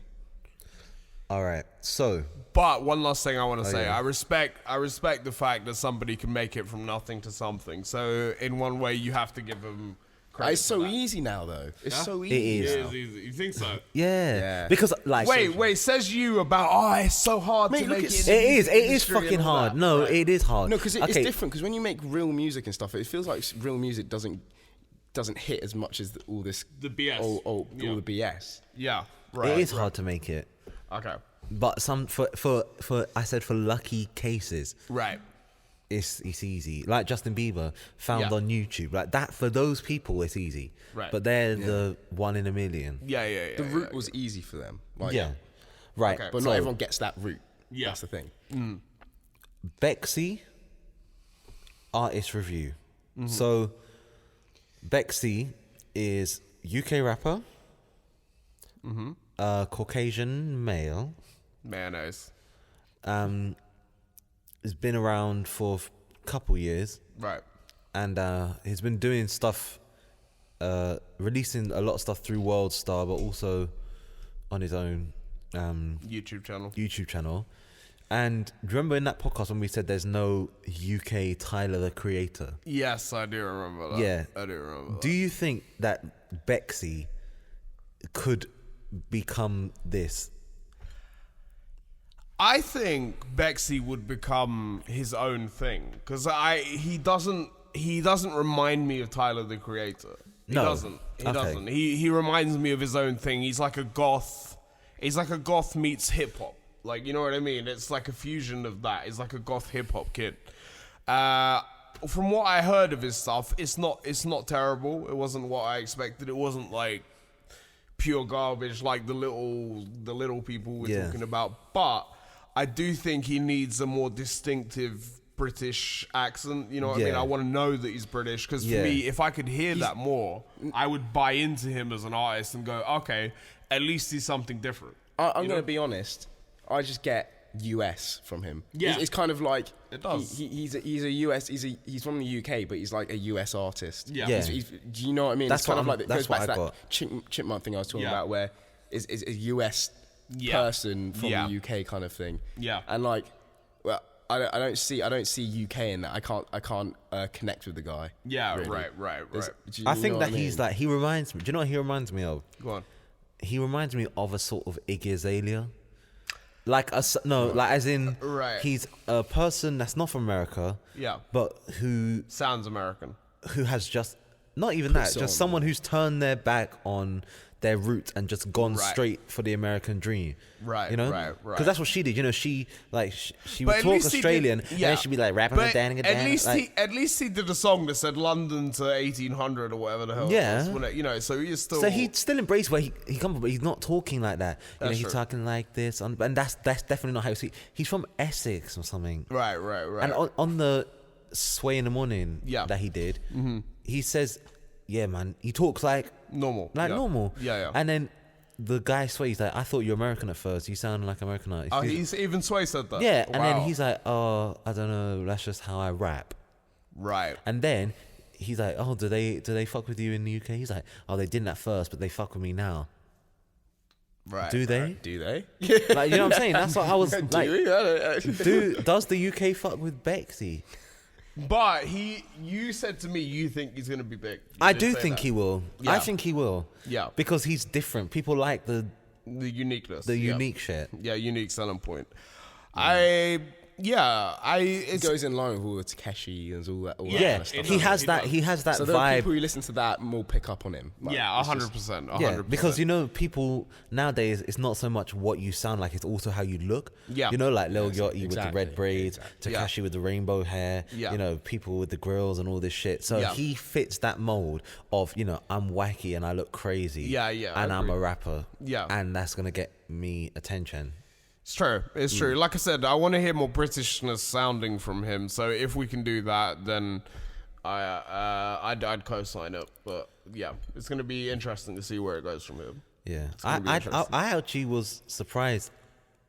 I like some of his stuff. Yeah. I thought I'd hate him. Yeah, and I did as well. I actually ended up liking some of his stuff. Yeah, but we're going to run a Bexy track. I'm going to run True Colors because that was the first one that I ever heard. Right, yeah. Likewise, first one I ever heard. And I thought it was pretty good. So I'm going to run Bexy, True Colors. This is Vibrant Gang, episode 4, the 2020 launch. And we will see you when we get back. Viber and Gang, brought to you by Viber, home of the UK youth culture.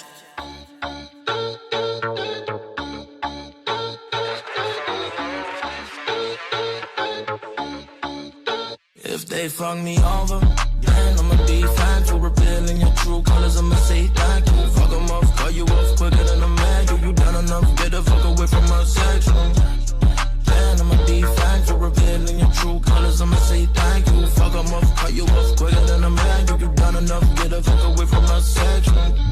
I just wanna feed on my dogs. I'm in a position to be their own boss. Nobody falls behind in this pack. Ain't no leader, we charging in straight from the front. That's the formation. Yeah, I did it with patience. I went solo in Tokyo, and it changed up the game, man. We're losing my balance, a hello battery. Full force with the energy, beaming, no challenging. Imagine me, I had to leave. Climb higher than before. My little sister calls me father. I got feed her in love with a pop star, but don't really need her. That sounds like a detour. My heart just call me yours. Living life like a meteor. Warm on jeans filled with keys to doors. Angel wings, my feet don't reach the floor. When you high, you just need some more. It goes on and on. If they fuck me over, then I'ma be fine for revealing your true colors. I'ma say thank you. Fuck 'em off, call you off quicker than a man. You done enough, get the fuck away from my section. Then I'ma be fine for revealing your true colors. I'ma say thank you. Fuck 'em off, call you off quicker than a man. You done enough, get the fuck away from my section. I might cop a Porsche with no license. Give my brother the keys, I'm passenger driving. Rocking and rolling, you ducking and diving. I'm shining, I'm blinding, you silent and hiding. Undertaker, I'm rolling. Just by my aura, you know it, oh, I'm chosen. Straight laughing like a villain, yeah, teeth still diamonds. In my head, been a mess. It's like cutting pills to me, yeah, I feel amazed. You gon' fuck her so she put pussy inside her like in the brakes. Till she met me, give her that deep. Feeling like that deep blue sea, I'm the white Bruce Lee. Dripping like water. Shake a dance, handle of your doctor. Not a lover, but I like her a lot. Henny stains on the top. If they fuck me over, then I'ma be fine for revealing your true colors. I'ma say thank you. Fuck 'em off, call you off quicker than a man. You done enough, get the fuck away from my section. Then I'ma be fine for revealing your true colors. I'ma say thank you. Fuck 'em off, call you off quicker than a man. You done enough, get the fuck away from my section. Done enough, get the fuck away from my section.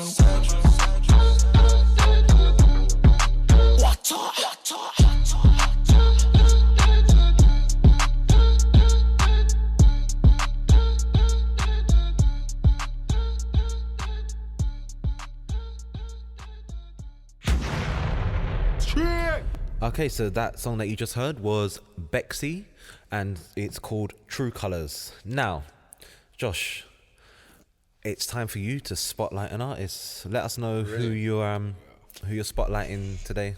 that right. time already. Right. So my spotlight is a girl from London. Coming up. Her style is kind of alternative, kind of like it's kind of like what's her name So? again? Do you remember Ray Black? You know Ray Black? No. Like Run. She's a bit like what's her name? Georgia Smith. Smith, that kind of stuff. Right. Okay. All right. So her name's Joy Crooks, and the song is called "Mother May I Sleep with Danger." Okay, so on the EP, Influence EP. So we're running from the Influence EP, "Mother May I Sleep with Danger" by Joy Crooks. Okay. And that is what we're going to run now, and we'll see you when we get back. Viber and Gang. Viber and Gang, brought to you by Viber, home of UK youth culture.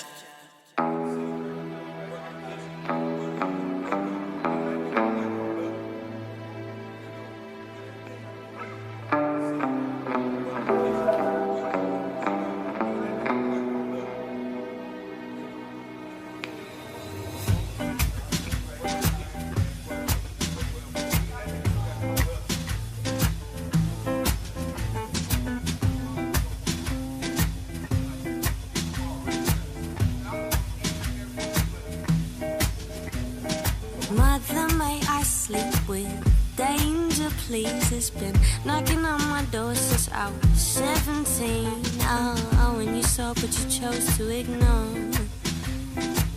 But now it's more than a wish, it's a dream. Now I don't understand how you can hold me back. You said, baby, learn your lessons when you step on cracks. So there's no time to fall, existence will call. Anti-experimenting, and I guess there's just no other way.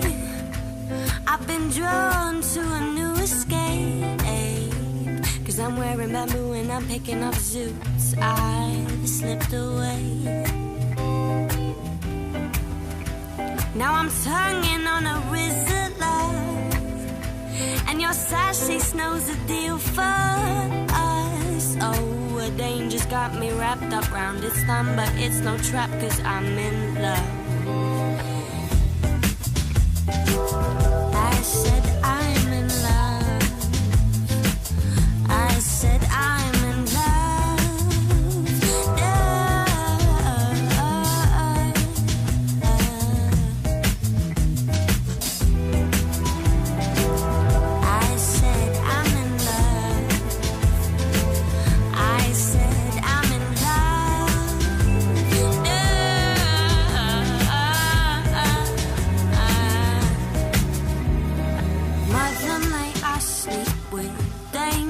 Please, it's been knocking on my door since I was 17.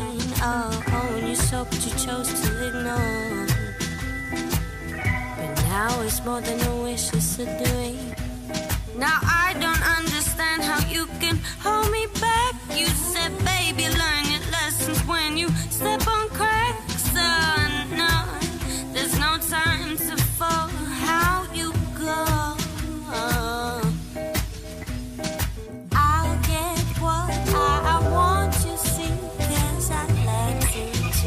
So carefully, and you won't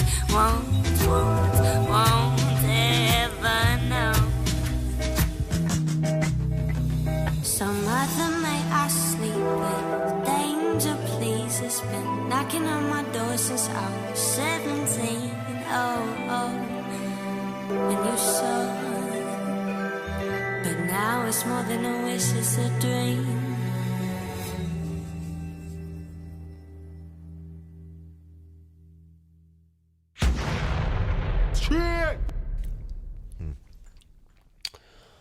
So, the song you just heard was "Mother May I Sleep with Danger" by Joy Crooks.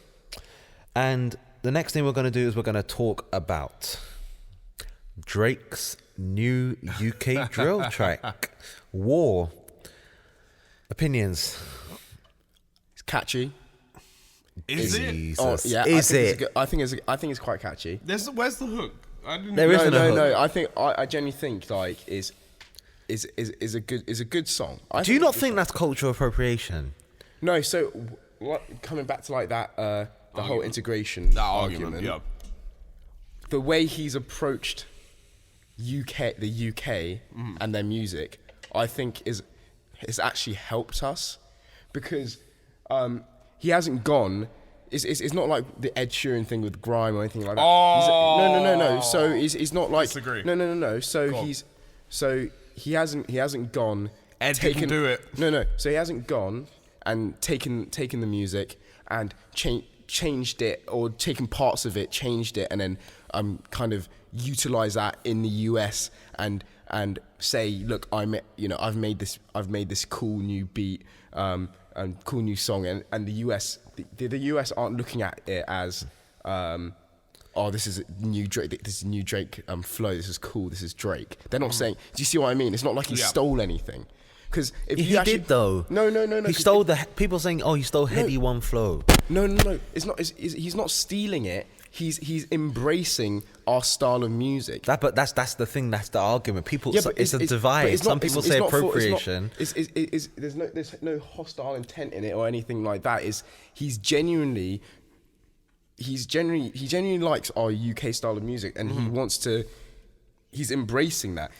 Before he made the song, you know, he came and supported UK artists at shows and stuff like that. Yeah, he did. He's gone and done live events with Dave. Brought our artists. Think about the O2 events that he put on. He brought up UK artists and let them do their own thing on the stage. It's not like they brought him up and like.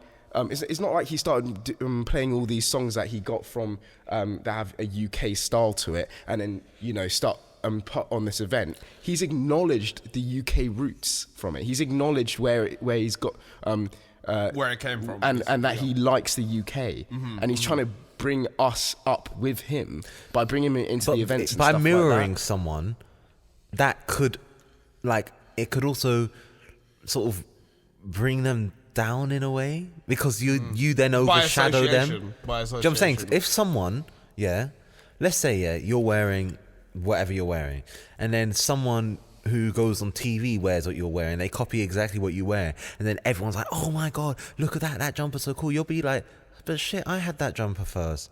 Do you know what I'm saying? That was my outfit. You'll be like, why? You'll be like, I had that first. I own that. That's me. I created that. You know what I'm saying? And now he's gonna showcase it to all these people, but it started with me, and he hasn't even said that. He hasn't been like, shout out to Heady One for the flow. He hasn't credited no one. Do you know what I'm saying? That's a good point. Yeah, he hasn't credited yet. He hasn't credited anyone. But so I feel like in past situations he has credited. That's what I'm saying. But yeah, maybe when you bring up like that where he hasn't actually credited, because if someone in America listens to that, which they will, of course, yeah. They're not going to be like, oh man, he's using Heady One. They don't even know who Heady One is. If you actually go and look at all the reactions on YouTube, because I literally typed in Drake War reaction. Yeah, it was like American reactions to it. But those people, they knew Heady One, and they actually even in the captions and stuff like that. Is this UK or something like that? Like I've seen. You look through all of it. It's all like UK. Is this UK? I know, but those are the people that care. Yeah, they're the people that are knowledgeable about the art form, though. Yeah, but like I think they do represent. They're not. It's not just them. I think they would also represent. A certain group of people. They are followers as well. Yeah, I don't think they like. If you went to just a random person in America, I don't think they would know who Heady One was. Therefore, if they heard a Drake song, I don't think they would know what Drake he has been doing with the UK. And so if they really did care about Drake and followed Drake, they'd follow him to where he's done stuff with UK artists and would have picked up on it. And so when they see a change in flow and realise Drake's been integrating with UK artists, like that's what people in these reactions have been saying and have realised kind of thing. Do you see what I mean? They've acknowledged the fact that this has a UK twang to it. Yeah. He even has the accent. I mean, and that's actually that's flattering I don't know. I feel like sometimes we don't know what we want in this country. No, that so is what a truth. So what do you think? Just give your honest opinion of it, That's because my I feel honest like opinion. Josh's opinion has kind of changed yours a little bit. No, that's my opinion. I feel like we don't know what we want. Right. So what do you want? Do you know what you want? I think if he's gonna do a UK drill style song, he shouldn't hold it to himself. He should have a UK artist on there. That's what loads of people are saying. Yeah, he should have had a UK drill feature. Yeah. To showcase that. Maybe even have them in the music video, something like that. Yeah, Just to have show. them there Yeah, to showcase that this is the style that I'm trying to emulate.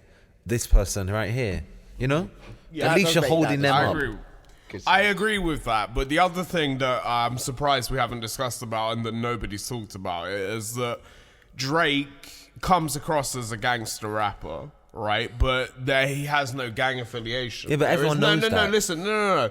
But he has no gang affiliation. There's never been any charge on him or anything like that. But people think it's cool for him to act like a gangster rapper and for him to now.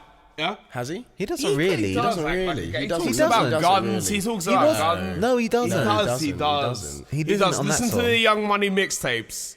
You listen to the Young Money mixtapes. Talk about shooters and niggas. Oh, my boys go brrr and shit like that. Yes, 100%. I haven't heard that. You haven't heard that? Well, then you was that before he went into the mainstream? Yeah, before he went into the mainstream. But okay, but there we go then. Even on No Frauds, he talks about guns. Does he? He does. Yeah, all my boys go brrr. Yeah. And he's doing the gun signs and everything like that. And now he's trying to go into drill. I don't think if that's the case, I'm pretty sure that's definitely not his intention. I don't think he's going down a gangster rap. 100%. He wants definitely to come not. across as a bad Nah, he don't. I don't feel that. I don't. I think that he knows the backlash. And non-stop, mate. He knows. And he one knows. last thing. Wait. In God's plan, right? Okay, it's cool that he helped out some people, but there was no white people, no poor white people he could help out in that record. That's a completely different. That's a different argument. Yeah. It's a different conversation. Fair enough. So. But we'll drop that conversation for now. But again, if he wants to get into the drill genre, and we know the drill genre is heavily. I don't think he necessarily wants to get into the drill genre. Okay, but he's done a drill record. He's done a drill record. Highlighting his interest in UK music. He's not getting into it. No, I think he is getting into it because he done a show with Section Boys like ages ago. And then ever since then he has been sort of. But my point is, but he likes our UK style. That's what I'm saying. I appreciate that he likes the UK style, and I appreciate that he's brought artists up. But therefore, it's the same thing with Ed Sheeran, because you're going to say in a minute, both of you are going to say, "Oh no, Ed Sheeran's the culture vulture." He is. No, hold on. Cultural appreciation. It's like you go to a country and you eat their food. You're not going to suddenly become Spanish. Let's say you eat Spanish food, you're not going to suddenly become a citizen, adopt a Spanish lifestyle, move out there, are you? Yeah. You like the food. Exactly. And that's all he's doing. He's liking our food. He's liking But the the UK point stuff is, to be a credible... And he's just tried to cook it now. No, to Do be... you know what I mean? I know Yeah, what I you're get what you're saying, saying. but to be a credible... Look, to be a credible gangster rapper or to be a credible drill artist, you have to live that lifestyle, right? And if you haven't, then you have no business talking on a record. I could write a record about shooting guns and all that, but I've never done that. So therefore, that takes away the authenticity of the music. That Can you is not see true. that? But so you're talking about stuff from age, from the start of his career, or Yeah, something, of aren't course. you? Yeah, but he's not even talking about that now. Yeah. But he still makes it. Yeah, but he's doing a drill record. And to be honest, for do me, you know that definitively that he hasn't been experienced any of that kind of stuff? But you don't have to have you can't say that you have to know about guns to even jump on a drill song. You can talk about anything on a drill song. You can talk about your mum. Do you remember they have that thing, Drill Minister? No. Oh, you told me. Yeah. So but you he don't used have to talk about guns. No, but he used to be in a gang, correct? Drill Minister. Drill Minister, yeah. Yeah, so he But has he's not talking about No, it. but he has experienced that lifestyle. So therefore, he has a right to go on those kind of records and do that type of thing. I'm not saying there's not some... I'm sure there's some gangster rappers that I've listened to that have never been in a gang, but I like their song. But at the end of the day, it takes away the authenticity of the music, and that's not a good thing. Yeah, because it should be authentic. It takes away authenticity, but there's no right in music. You can do what you want in music.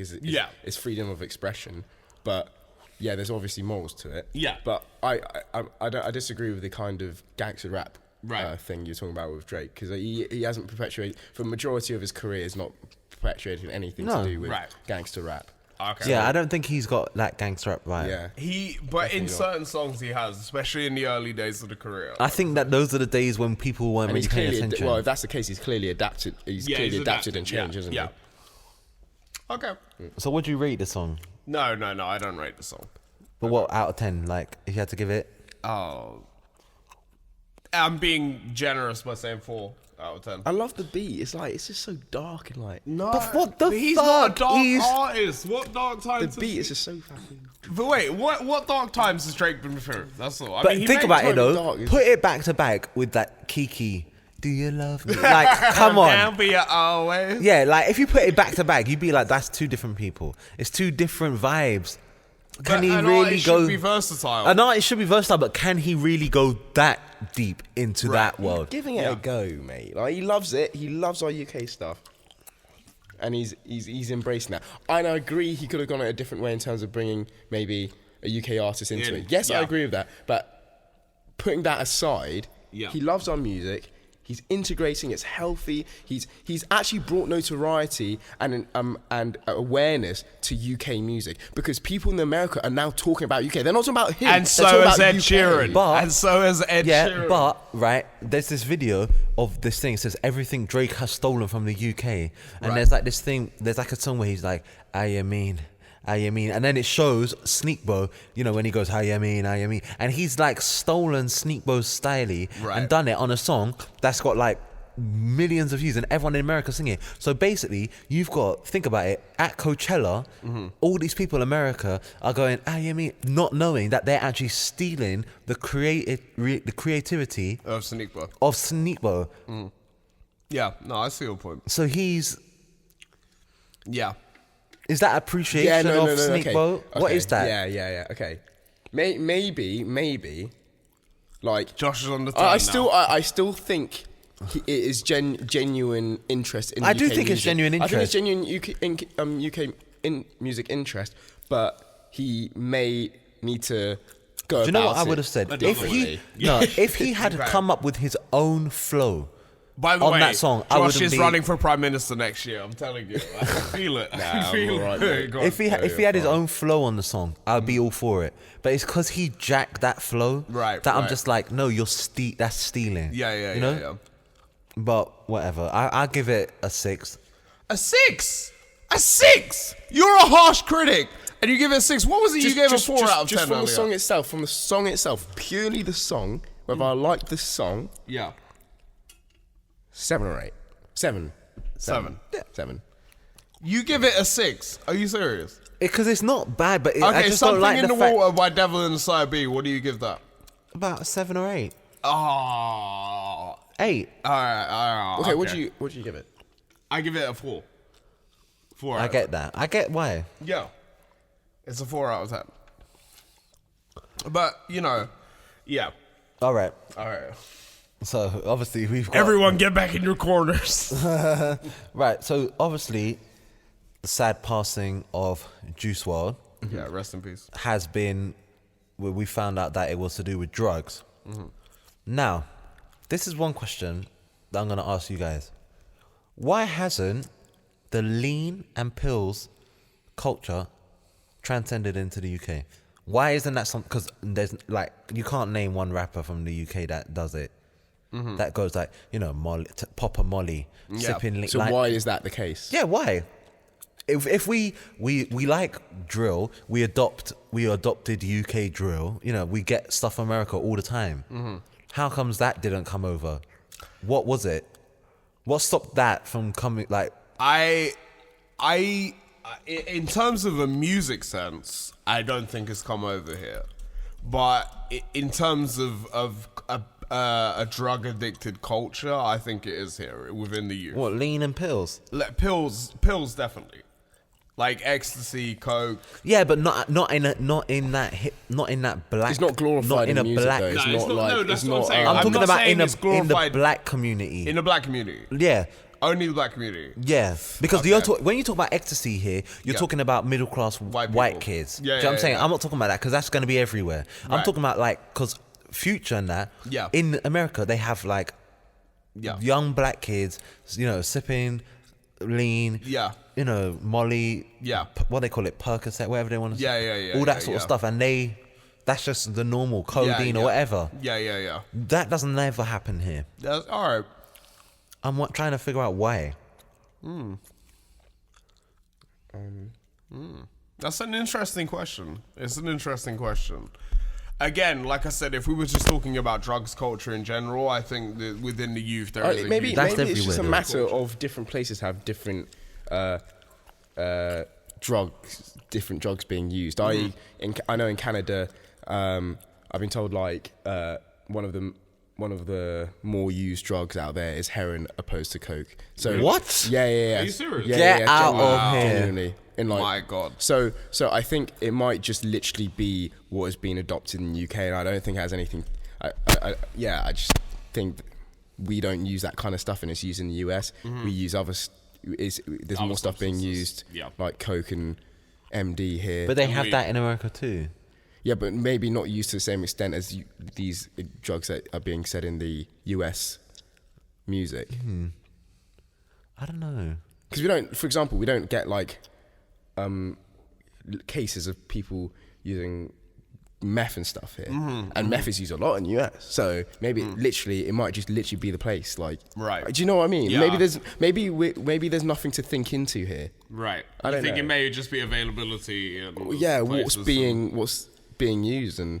Well, like I said, if we were just talking about drugs culture in the UK, I think the drugs culture, in terms of the white middle class kids, of course, that like extremely used now, and it's like so common, and it's like I feel like a lot of people feel that they like when they're on something, when they're on MD, when they're on weed, when they're on coke, they can be a little bit more themselves. That's like it's like a fear of being a self. No, I'm just saying that's my general belief. Because Are you sure about that?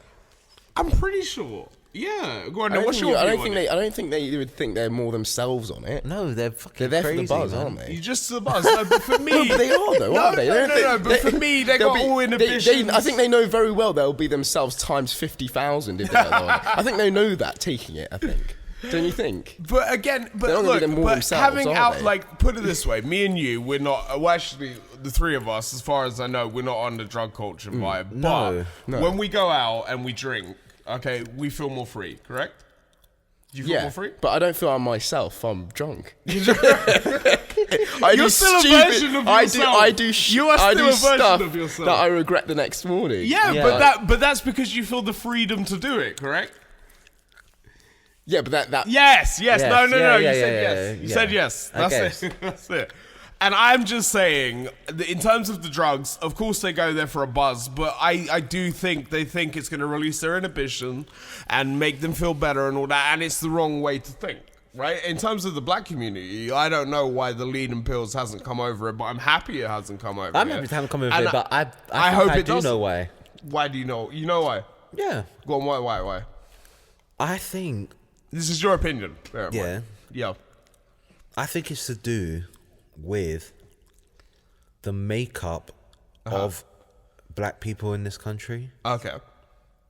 Like, you guys are looking at me crazy. No, I'm intrigued. Like, okay, so people, like, remember I always say, like, how our, like, not just black people, but how our urban thing is very, like, Jamaican centric. Like, people say, well, Guan, all this sort of stuff, the dance hall culture, like grime. I get the feeling that because... You don't get that in the US or something. Yeah, they don't really, they don't have a lot of that. Right. I get the feeling that we're very much just like weed.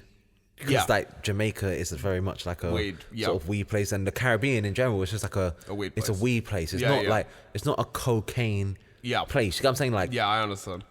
If you went to a club in like Trinidad, like, you don't go to take ecstasy to go to the club. Do you know what I'm saying? Do you get what I'm saying? Yeah, I do.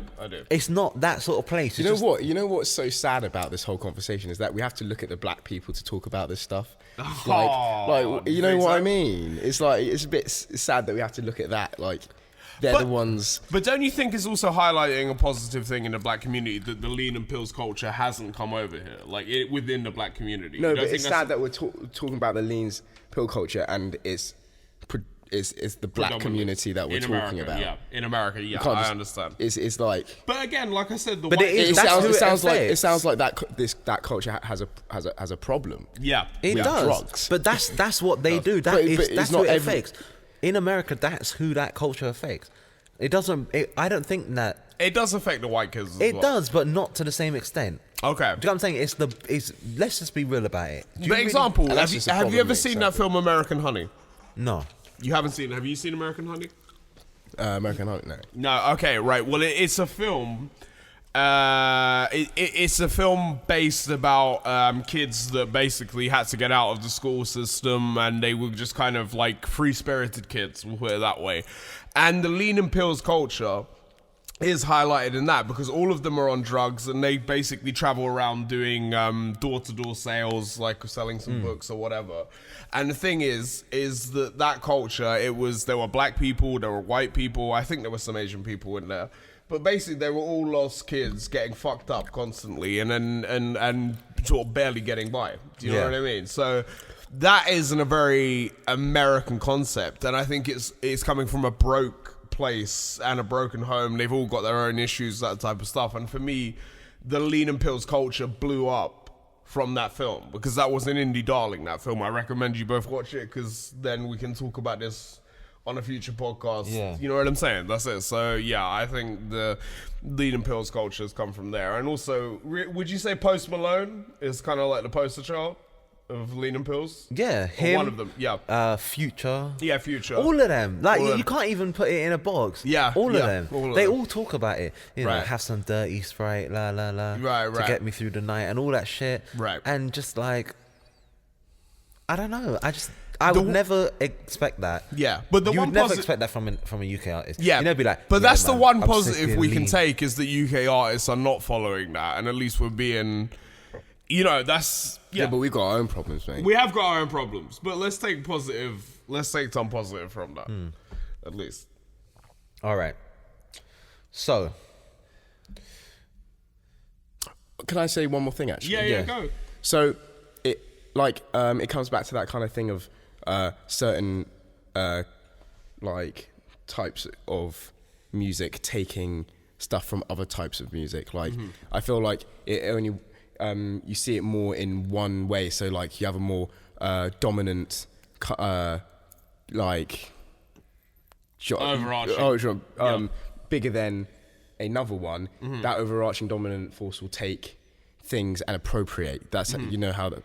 So maybe it's a matter of how we have our own kind of music, and we've stuck by that, and we're not taking or taking from any other kind of music culture. Yeah, we've adopted our own kind of culture, and it's stuck like that. Yeah. Whereas, kind of, if it was the other way around, and like we were a bigger than the US kind of our music culture, then maybe you might see that kind of stuff being said, because then if the US were talking about it, we might have seen it more in there because we might adopt and take. But like because we're smaller, we have our own things to talk about, and we're not taking it from anyone else. We've got our own UK. Do you see what I'm trying to explain? Do you see what I'm trying to explain? Because you don't appropriate that direction. You appropriate from the dominant. Yeah, the dominant appropriate. Yeah. I see what you're saying then. Okay, right. Next one. Okay, so since it's the start of a new decade, we're going to talk about our best and worst tracks of the decade. So, I'm going to start off with Josh. Go. What's your best track? You go, because I need to find the name of it. You don't know the name of it? Can't be that. Jesus, man. There we go. So you got to do your preparation, right? My best song of the decade. Wait, I know what it is. It's by Devlin. He knows me so well. From Blood, Sweat and Beard. Yeah, Blood, Sweat and Beers, Community Outcast. Yeah, Community Outcast. Yeah, Community Outcast. When was that released? I have a bad feeling it was released in 2009. Yeah, so it's not. So it can't be that. So if it was released in 2009, that's not my one. My song of the decade will be from Blue Skies, Devlin. And it would be, I want to say Blow Your Mind, but my heart is saying Blue Skies, because I think Blue Skies, put it this way, I saw him sing it at the Oslo Hackney. I'd never heard that song before, but I knew every lyric. Okay? I knew every lyric. I was singing it with him, and I was like, that was a beautiful moment, and it expresses the things about fucking up in a relationship and someone you really like. So for me, Blue Skies is the song of the decade, if not Blow Your Mind by Devlin. My worst song of the decade, easily. You thought Soulja Boy was bad back in the day, but anyway, my worst track of the decade, Silento, Watch Me Whip, Watch Me Nene. The worst song of the decade. Was that this decade? That was this decade. 100%. It was. Yeah. Okay. Yeah, it was. I know that. I know That's I'm old your worst school. one. Okay, fine. That's my worst. I'm gonna go with mine while Josh finds his thing. Go on. Right. So Go on. it's biased. Yeah. And I don't know. I don't think Josh will agree. He won't agree, even though he knows that I like this song. Oh, yeah. I know it. It came out in 2010. Even though we've had a whole decade, I still think this is the best song of the decade. Yeah. So I'm gonna say my best song of the decade is Like a G6 By Far East Movement. Oh. Wait, so, Look at his disappointment. Yeah, he poked up. Do you not think that's a good song? wait, so which one, sorry? Like a G6. Oh, no.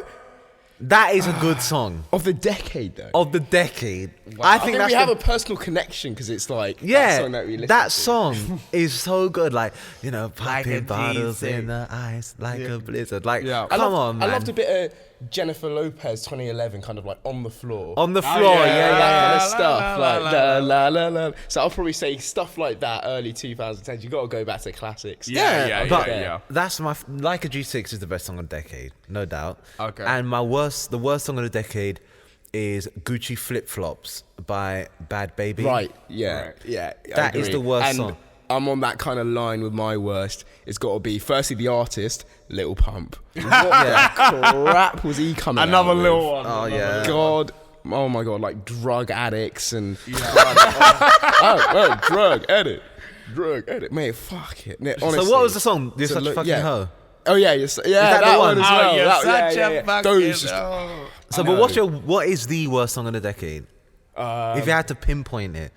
Because I'd definitely say Gucci Flip Flops. I'm gonna go with the Such a fucking hoe. But it's just like It just goes to show where music has gone. Yeah, so it has to be such a fucking, because it literally just honestly it shows exactly where music has gone and what we allow to be such a great song. It's true. Like we're not, because think about it. Back in the day, we thought a great song would be like Ray Charles, like Georgia of the Mind. They had that as a great song. Why do we have Little Pump as a great song? Like, do you know what I mean? It's just, yeah. True. I want someone like that to be like. I want to be wowed to that. I want to be like, whoa, that's a great song. I don't want to be like such a fucking hurt, and everyone's like, yeah. And you start hearing clubs now. Is that where our generation has gone? Is that what we're going to be remembered for? Little Pump, buddy. Absolutely. Such a fucking hurt. Oh my god. Okay, I'm a so sick yours fuck. is- I like that. There we go. Okay, so yours is... I just want to say though that I am love such it. a sick fuck that I like my dick sucked. So just say that. Right, so that one... So yours is I Love It by Lil Pump, worst song of the decade. Yours is... Silento. Yeah, with Silento. And mine is Gucci Flip Flops. Okay. So what's your best song of the decade? Oh, yeah, G6. Like a G6, I'm gonna Far East go Movement. something like on the floor. I loved On the Floor. It's just good. I like On the Floor. I'm glad he chose Yeah, one from that. yeah, I've listened to that a lot recently as well. Have you? Like, it's just I knew those it. classic I songs knew like it. that. I knew it because it stays in your heart. Yeah, exactly. Those like songs like a G6, they stay in your heart. We'd listen to it when we were back in primary school all the time. G6, it has a sentimental value. As well, It has a doesn't it, really as well? like it's in my heart You like that guys song. are so cute, man. No, it's good. No, it's good. I see that, man. No, I see And what do you you're know Kanye West's album Watch the Throne as well? It has some good classics in Yeah, it as well. I was gonna say No Church in the Wild. Yeah, Could exactly. be, So some classic Let- albums. we that can have come debate out, which other I ones. agree Like, what would be your classics. second best song? Second best song of the decade. All right, hold on. No, I need to think of that. Hold on, wait. You see, I think No Church in the Wild could be up there for one of the best songs. What about was it released this decade? I think it was. Runaway, Kanye West Runaway. Was that? That was 2010. Yeah. So It would Runaway. just be on the just boundary. on the boundary. Yeah, I think Runaway was great. Baby, I got a plan. Runaway as fast as you. Because for me, that's a club record. It also old Kanye West songs. Yeah, old Kanye, of course.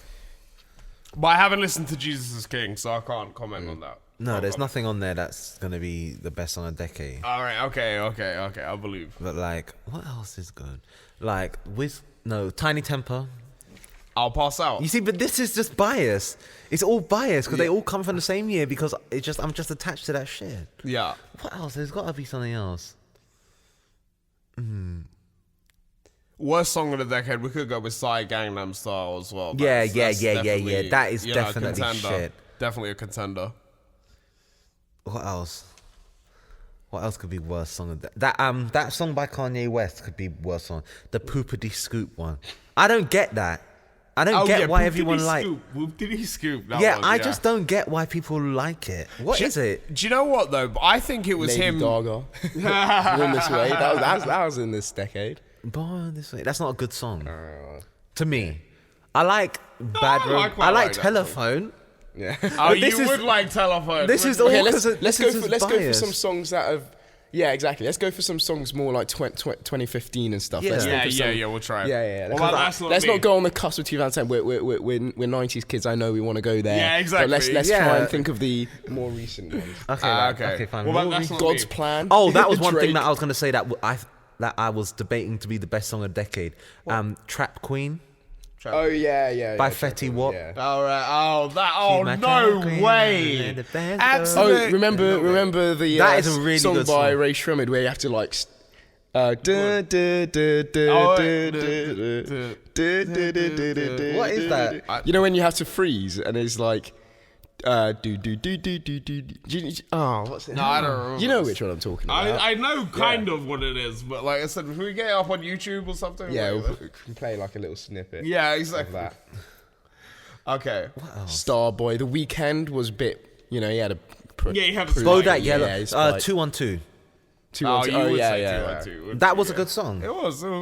That's on like all the music publications. They say that's one of the most iconic songs of the decade. Yeah, that was good. That was very good. That was good. Anyone a fan of Post Malone here? No. Yeah, you know what? No. Really. Post Malone. I liked White Iverson. I think like one of his Rockstar biggest ones, song. kind of Rockstar, was a big one. That was You hated Rockstar? That was I hate it. It's just such a druggy song. Yeah. Like, I liked Rockstar, and I also liked his 50 Cent feature, was y'all trying to fuck me over. Y'all trying to fuck me over.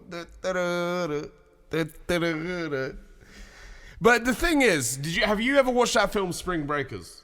Have you ever watched that with I think I have actually. Yeah? With James Franco. James Franco. Is it not? It's not Selena Gomez in there. She might be in there, I'm not sure. Yeah, but James Franco's in it. It's like about this white rapper and he's with these girls. It is. Selena Gomez is in that one, isn't she? That's it. Have you seen Spring Breakers? no. Okay, doesn't Post Malone remind you of the James Franco character in Post Malone? I mean, in Spring Breakers. You know what I mean? Right? That's Post Malone for me. Like, that guy, seriously, watch that film. You'll think Post Malone straight away. But anyway, go on. What's the next topic? Okay, so let's run one of the best songs and one of the worst songs. Okay. Oh man, you gotta put Blue Skies in the Devil and Blue Skies. Okay, fine. We'll have to put. Do you want to put your worst or best as the best. run? You want to put your best? Should you just put? I'm gonna put my worst. Do you guys do that? And it's fine. You sure? Okay, so we're gonna put Devil and Blue Skies and Gucci flip flops. Gucci flip flops. Diamonds dripping off of the clock. She's so bad. I believe you. Okay, yeah, and then when we get back, we're gonna do the news. Okay, cool. All right, so we'll see you when we get back. Viber and Gang, brought to you by Viber, home of UK youth culture.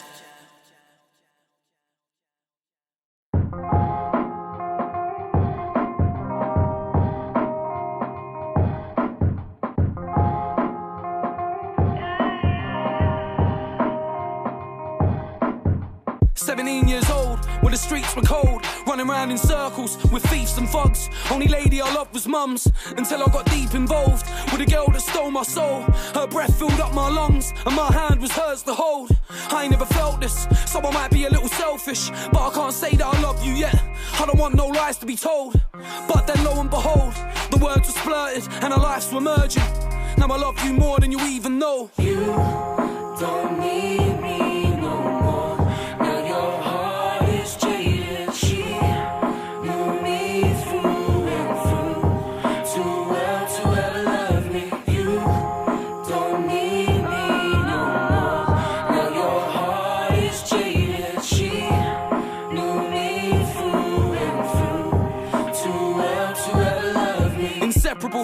Now my love's unmeasurable.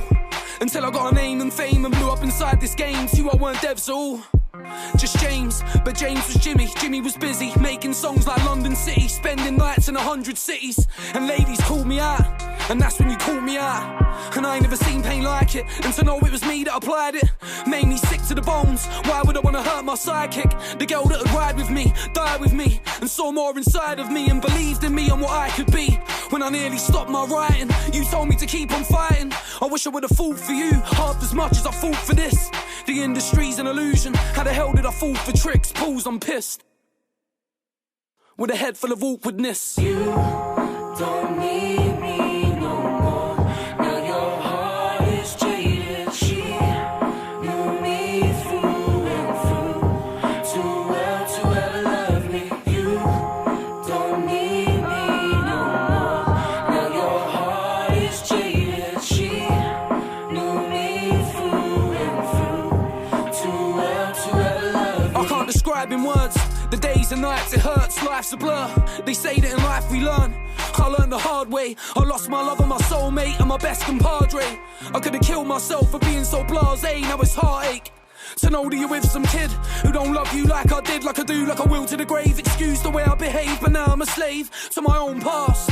I just backtrack where you've grown fast, and I hope that hope lasts, cause bad dreams in a broke glass don't count for much. I need your hand to touch. I'm scared that I won't ever get that again. Just random sluts that I don't care for. They're the reason I'm standing here for. So therefore, it's my fault that I'm down on my luck and I'm stuck. Don't need me no more. Now your heart is jaded. She knew me through and through. Too well to ever love me. You don't need me no more. Now your heart is jaded. She knew me through and through. Too well to ever love me.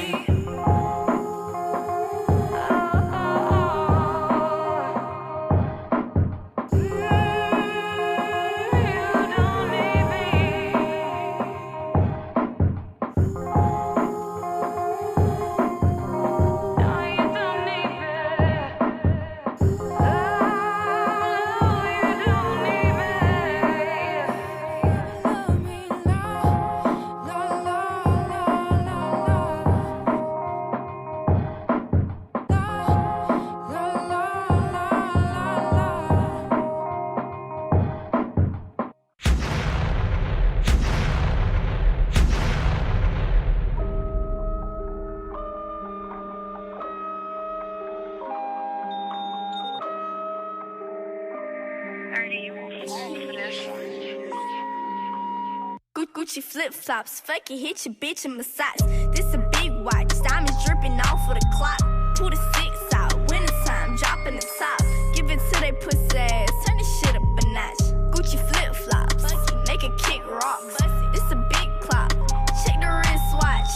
Gucci flip-flops, fuck it, hit your bitch in massage. This a big watch, diamonds dripping off of the clock. Bad baby, got these bitches bustin' for cash. Do the dash, try to play me, bitch, I'm bustin' your ass. Lot of gun sounds, rolling bust down. Know why these bitches mad, cause they trash and they fucking for cash. Too official, blow the whistle, bitch, I'm fly as a bird. Take a picture, get your issue, bitch, a dime a word.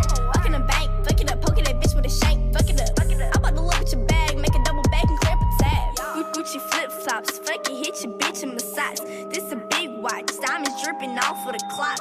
Pull the 6 out, wintertime, dropping the top. Give it to they pussy ass, turn this shit up a notch. Gucci flip-flops, make a kick rocks. This a big clock, check the wristwatch. Gucci flip-flops, fuck it, hit your bitch in massage.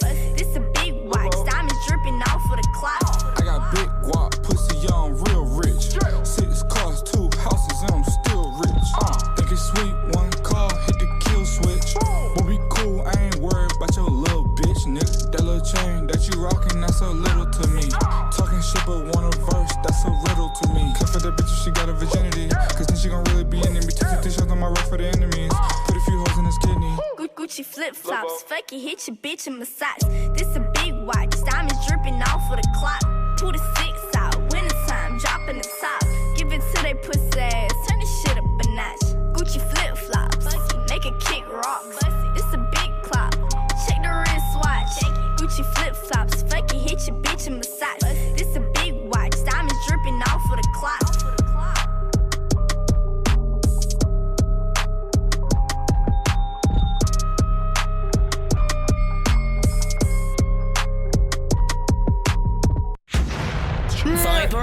Gang, brought to you by Viber, home of UK youth culture. So, the two tracks that you just heard were Blue Skies by Devlin and Gucci Flip Flops by Bad Baby and Lil Yachty. And right now, I'm going to hit that news jingle.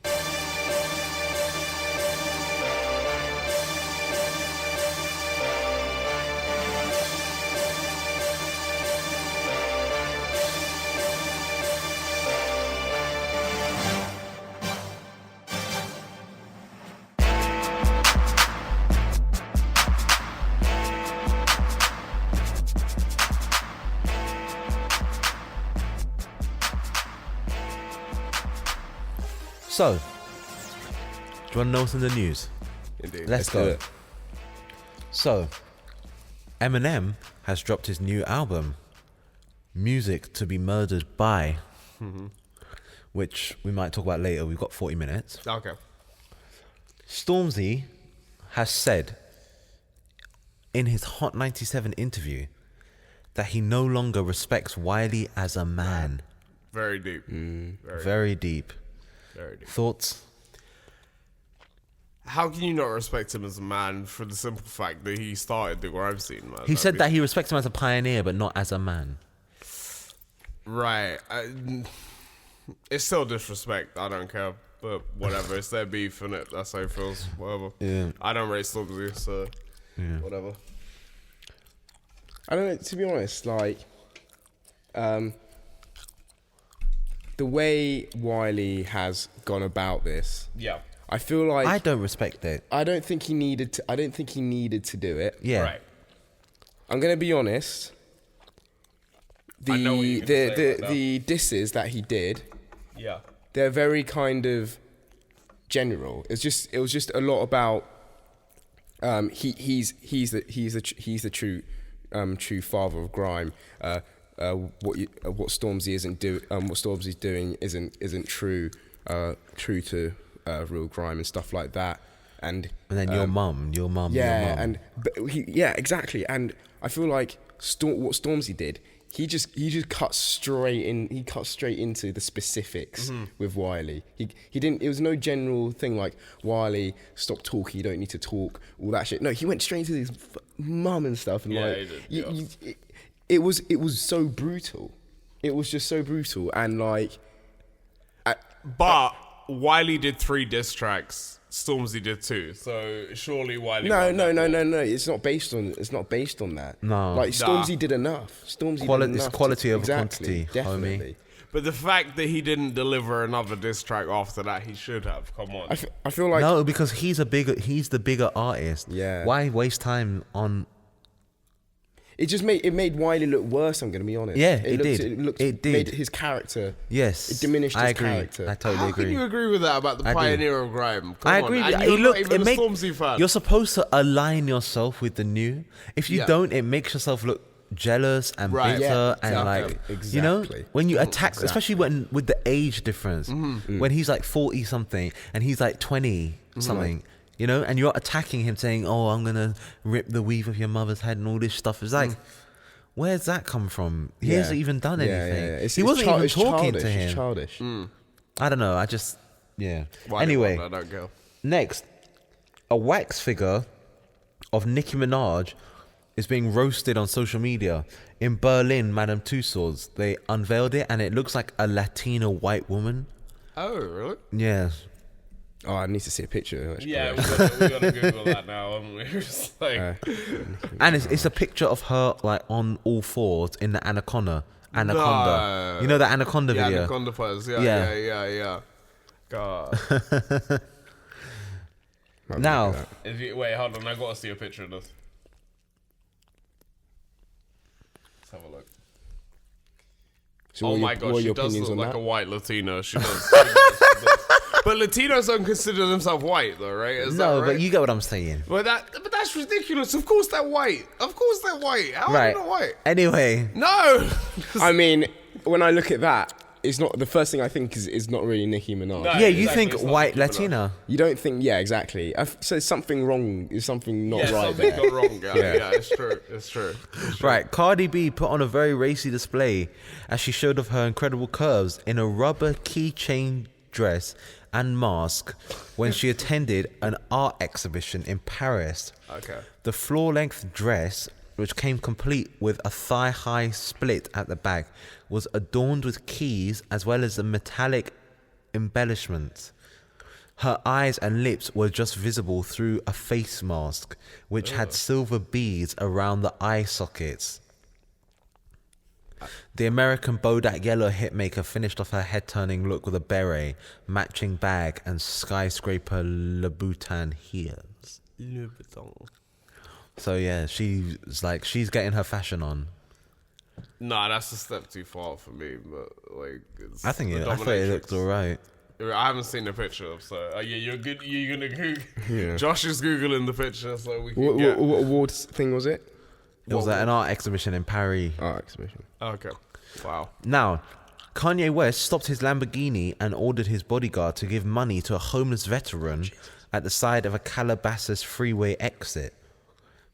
Mad respect to Kanye for doing that. What do you think about that? Say that one more time.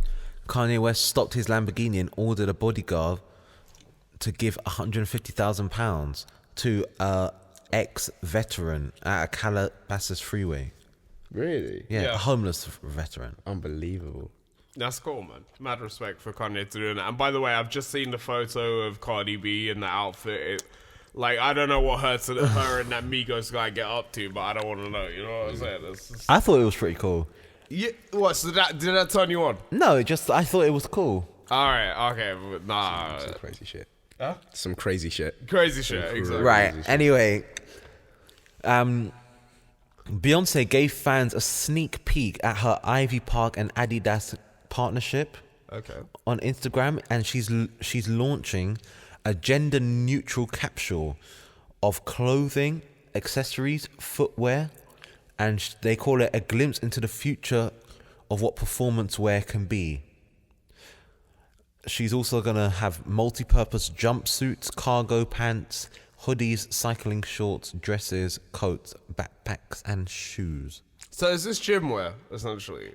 Gym wear. Okay, I'm sorry, but to have it unisex is ridiculous. Unisex gym wear? What would that mean then? Guys wearing leggings and stuff?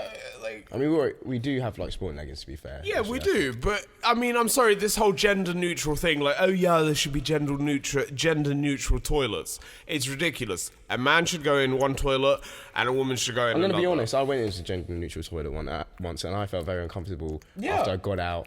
And a few other women walked out.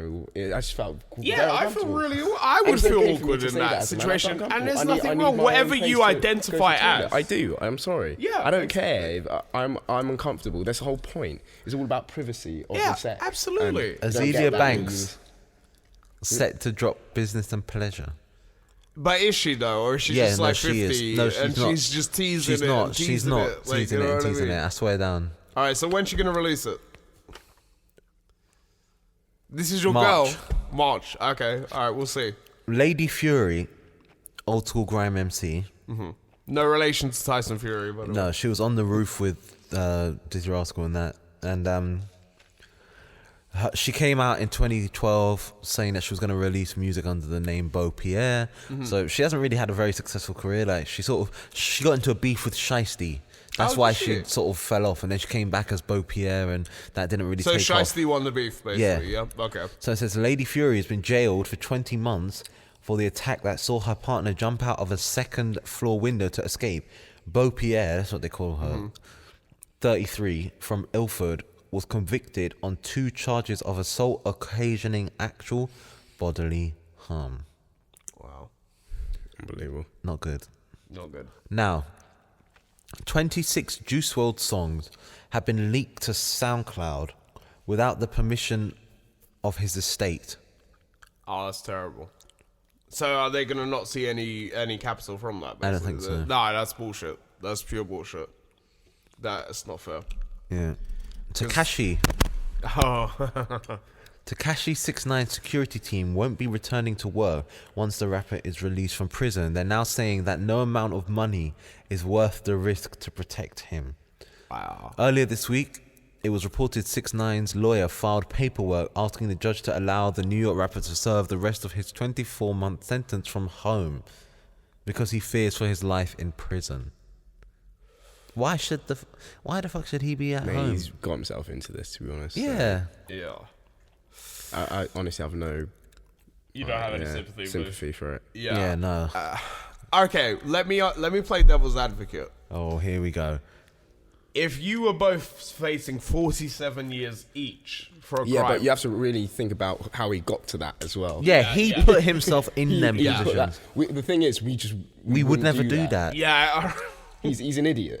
He is. I don't disagree with you Exactly. on that. I don't disagree with you on that. But, like, oh, man. It's to do with his facial structure, man.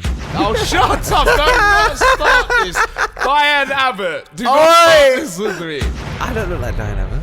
Okay, sorry. Okay, you know what he looks like? He looks like Reggie Yates after he's been on the McDonald's diet for a year. Right. Oh, God. Drake. Gifted A$AP Rocky a custom diamond A$AP Yams chain amidst report Rihanna and Rocky are dating. So you know A$AP Yams, who died from lean overdose. Right, okay. Drake had a custom chain made of A$AP Yams and gifted it to A$AP Rocky on his birthday. Can I be honest though? For me, that sounds like a power play. Like it's like, yeah, what up, Riri? Your man has to get diamonds and a special gift from me, so I'm sentimental enough, but I'm still big man enough that I'm gonna give it to you. And therefore, every time he wears it, you're gonna think of me. From an outsider's perspective, I don't see. It's like a sentimental thing, is it? It's sentiment. Okay. Like from an outsider's perspective, I don't think there's anything. You don't think there's no truly malice wrong with behind that? No, you don't think. No. Okay, all right, fair enough. Right, Drake. It's like getting a picture of your mum in a necklace. No, it says Drake is known for giving elaborate gifts, but this may be one of his most thoughtful. The Toronto rapper has a history of gifting items like watches, which he gave to J. Cole, and large sums of money, which he gave to Future. But earlier this week, he gifted Rocky with an iced out pendant in honor of the late A$AP Yams. Famed jeweler Jason of Beverly Hills crafted the diamond encrusted pendant, which reportedly took more than 3 months to design and make. Wow. God, imagine how much that must be. That must, Yeah, must be A$AP Rocky scooped up newly single Rihanna last month, according to sources. But the only thing is, the Bayesian pop star is now in a relationship. No. What? But she was dating Hassan, whatever his name is. Hassan Jamil. Hassan Jamil, right? She was dating him, so she likes big money players, right? And not only that, let's be honest, from the beginning of when Rihanna started to pop off after Umbrella, she was linked to everyone. She was linked to Chris Brown, Justin Timberlake, Neo, Jay-Z, and somebody else, right? And to be honest, who knows? Maybe she fucked all of them. I don't know. But maybe she didn't. Do you know what I mean? So it's like, how do we know that they're together? We don't know. We do, because they're dating. When's it been made official? Are they Facebook official yet? Rihanna is dating. Have you got her face up? Right. What do you think then, Josh? Do you think they're together? Who? Rihanna and A$AP Rocky. Oh, I don't know. I don't have a comment there. I'm not sure. I haven't really listened to that kind of stuff. Yeah. Right. So that is the news. Okay. What do you think? Hey, the news is the news. It's been interesting. Like I said, yeah. 2020 crystal ball predictions. Oh. Right. Okay. I've got a prediction. Okay, you've got a prediction, but seeing as this was my segment, my idea. Yeah. I'll create the first prediction. Hold on. Okay, go. Oh. That's it. I'm searching in my crystal balls right now. So I need to scratch them. I predict Dizzy Rascal is going to be the voice of reason and calm down Wiley, and they will finally do a collaborative track. Never. That's my. That is. No. Stranger shit has happened. This decade, it will happen. It will happen. This decade, it will. Okay, that's your prediction. That's my 2020 prediction. Okay, my 2020 prediction is, you know, Rihanna last year, she released a single. Okay. Called Spliff. No, I haven't heard it. Okay, so she released a song called Spliff. Right. I think this year she's going to release an experimental trap album on 420. Oh, yeah. Nah, you know what? I think you're bang on with that prediction. I have to admit. Be interested. I think on 20th of April. Yeah, 20th of April. My birthday. Yeah. She's going to release her album. birthday? Is that what you said? My birthday. Oh, your birthday. Yeah. I think she's going to release an album. Okay, yeah, I can see that. Experimental trap. Experimental trap. Not R&B. I don't think I think it'll be just trap, not experimental trap. I think it's in an ideal world, my prediction is that we see one of our great UK artists, preferably maybe UK rap drill, to collab with Drake on a beat, and it does, that's what. Yeah, that's big business. I think it's going there. Yeah, Drake's done this war thing. Only more can happen from here. that. And I just hope it goes down that route where both sides get recognition. Yeah, both make the song. How do you feel about that? Like, go on, just be honest. If a UK artist does a song and it features Drake, it's nothing. If Drake does one that features a UK artist, then it's something. Yeah. Right. Okay. Yeah. Okay. Yeah, I can see that. Okay. Right. Events. I've got the events. Nobody has more crystal ball predictions. Well, we thought we were doing one each. Yeah, we'll do one each. All right. Go on then. All right. So the events. Right. We're running through events in Swansea. Woo. Loughborough. / Leicester, whatever you want to call it. Newcastle and London. So, in Swansea, there's an end of exams rave, drum and bass history, 6 a.m. finish at the Bunkhouse on Friday, the 24th of January 2020. Last entry, 5 a.m. So that is a end of exams rave, drum and bass history at the Bunkhouse in Swansea on the 24th of January. We also have synthetic house and techno night at Hangar 18 on Friday the 24th. Last entry 1 a.m. It is from 10 till 4. That is synthetic house and techno night, Hangar 18 in Swansea on Friday the 24th of January. Correct. Then we've got Baseline presents Shy FX. Shy FX. It's Sin City in Swansea on Saturday the 25th of January. I just say, mind yourself on the stairs in Sin City. Everybody that's been to Sin City knows about the stairs, and they're painful when you fall down on them. Trust me, there. I can imagine you falling down stairs. Fuck you. Right. And that's Baseline presents Shy FX, Sin City, Swansea, Saturday the 25th January. There we go. Last entry 1. Right. Newcastle got Digi Mondays, House of Smith. I'm just saying off the top of my head venues that I know are cool. Tup Tup Palace. Mm-hmm. World Headquarters. I'm trying to think of somewhere else. Where else? Jaloux, Boiler Shop. Enough to do it. Yeah, Jaloux, Boiler Shop, Empress Bar. Okay. So check out their websites and see their local listings. See where I got. Right. Loughborough. Yeah, so let us know on the 31st of Jan, we've got our quarterly DBE. We love DBE. Oh, DBE. That happened. See artists like Zinc, Shadow Child. Big up Zinc. Barely Legal, House, drum and bass. Oh. Big. Also, you'll see in the Midlands area as well in general. Yeah. Cirque du Soleil making their way through different cities. Oh. They're huge. If you love your disco, if you love your house, if you love your drum and bass, new live mixes as well that they have there at the event. So if you love that kind of stuff, unpredictable mixes they got it all. Cool. Sounds So good. there's that you can do. And then also there's just lots of other little things like Lost in Music, which is an up-and-coming events organiser, which is around Midlands, Durham as well. Mm-hmm. They're doing pretty well, so they've got a few events coming up in the next 2 months that you can get involved in. Lost in Music, right? Yeah, Lost in Music. Yeah. So yeah, that's what's pretty much coming up in the next few months. Okay, and then London, they've got that late registration orchestral rendition. No, that's already happened. Well, they have loads of orchestral renditions. Yeah, they have loads of orchestral so check out at XLY. So check them out. Legendary albums. Yeah, of legendary albums like Graduation. They got Your Mum's House every Thursday, Sneak every Tuesday. Yep. Pleasurehood every Saturday. There we go. Then Egg, Paradox every Tuesday. Mm-hmm. Final Cut Wednesdays every Wednesday. Check out Phonox. They have some good stuff going on. Ministry of Sound should have some good stuff going on. Definitely.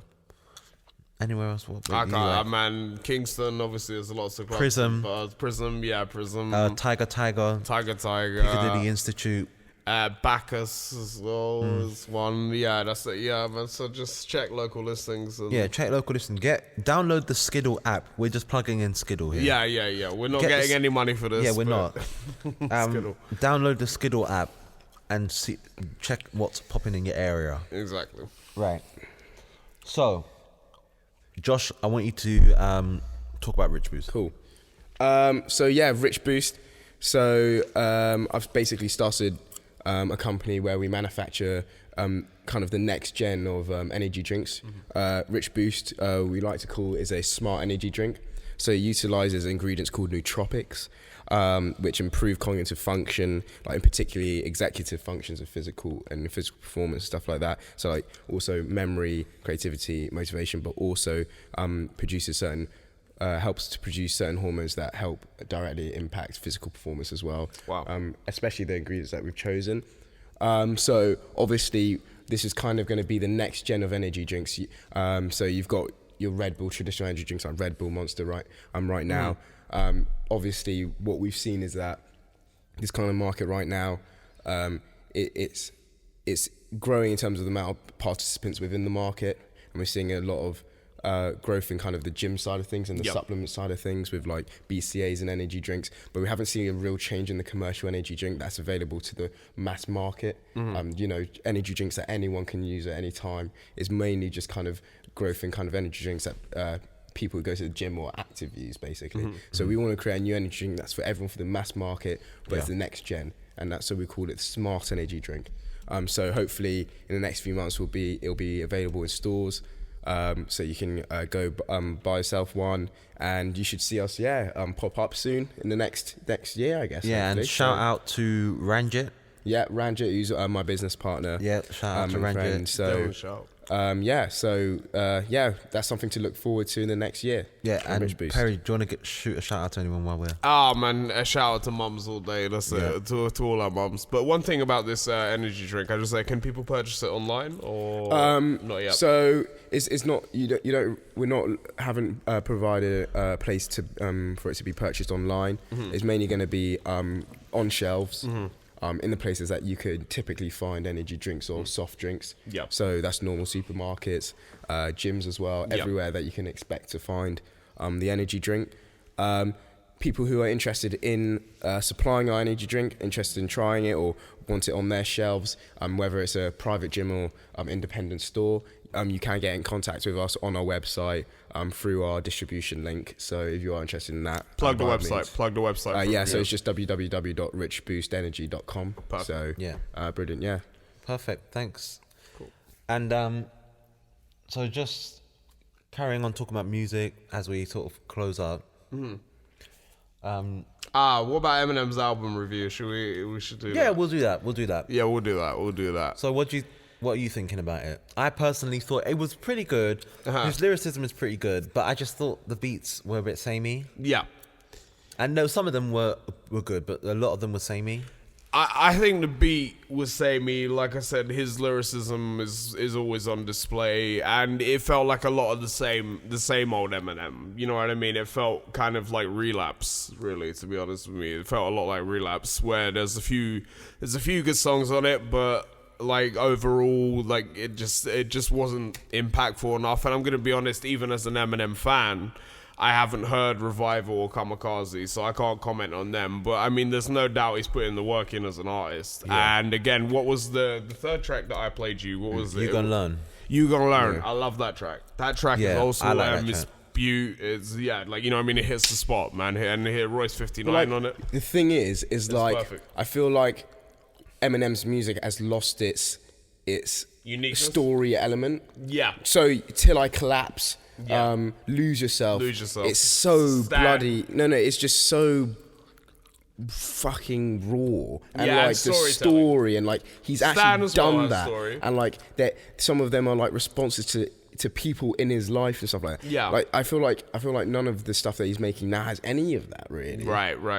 It's not like tough, like it doesn't make you tear up kind of thing. Like there's some stuff that's so fucking no, but you know what I mean? I'm sorry, yeah, I get what you're saying. Powerful. Yeah, he is powerful. No, he is powerful. So powerful. He is powerful. I can't. It's incredible. It's true. And you don't really get that now in the new. Do you think he's making a conscious decision? Because we were even saying in it that, like, me and Isaac were saying that there was some trappy sounds in there, and like you said, he's featuring a lot of new artists. Yeah. So do you think he's making a conscious decision to try and bridge the gap between the old school artists and the new school artists? Do you think that's why the storytelling element is not there? Do you think that could be? But doesn't that just show you what today's music is like? 100%. In order to bridge a gap between those two musics, you have to get rid of that aspect of music. That's what real music is written on. But then maybe people would say that people don't care about that because they're on drugs. No, but that's true. No, like people are on lean culture, so they don't care about story. They just want a cool beat and something. But we need to change the culture then. The culture needs to. That's be not our culture. No, but the American culture then. You can't change American culture. It's so hard to change a culture. It takes decades to change cultures. You see, that's their problem. Not ours. We can look from afar. In the decade that we've been in, look at the culture change. That's how long it's taken for a culture to change. It's a big thing. It is a big thing, but I think if a culture that already existed, like I'm saying, the culture of storytelling in hip hop already existed. I think we're just out of stories, to be honest. Like, no, you could never be out of stories, man. There's always fresh. As long as material. there's people on the earth, you'll never be out of stories because everyone's got a story. Exactly. All right, so what did you think of the M album? I know you kind of touched on it already, but just I thought it was a bit samey. Samey. Some of the tracks are good, so like I like You Go Learn, Godzilla. I hate the song Marsh. Yeah, I know you do. I thought the play on words was whack. Yeah. What's that other one? The Ed Sheeran feature. The Ed Sheeran feature was shit. No, it wasn't. It was, and then the was not. what's the one with? It wasn't Royce. Not that one. The other one that Black Thought. Black Thought, you didn't like that one? The one that had Black Thought on. Yeah, you liked that. I liked it, but I thought that the features outdid the main artist. Outdid Eminem. So what's the point? Yeah. Okay. Maybe he's just putting over new guys. Like I said, just maybe do that. Okay, cool. What we got next? Okay. What we're gonna do is I'm gonna announce the whack track. Okay. So this one is not the whack track of the week. It's the whack track of the new year. So since the new year has been released as a whack track, so I'm gonna set off the whack track alarm.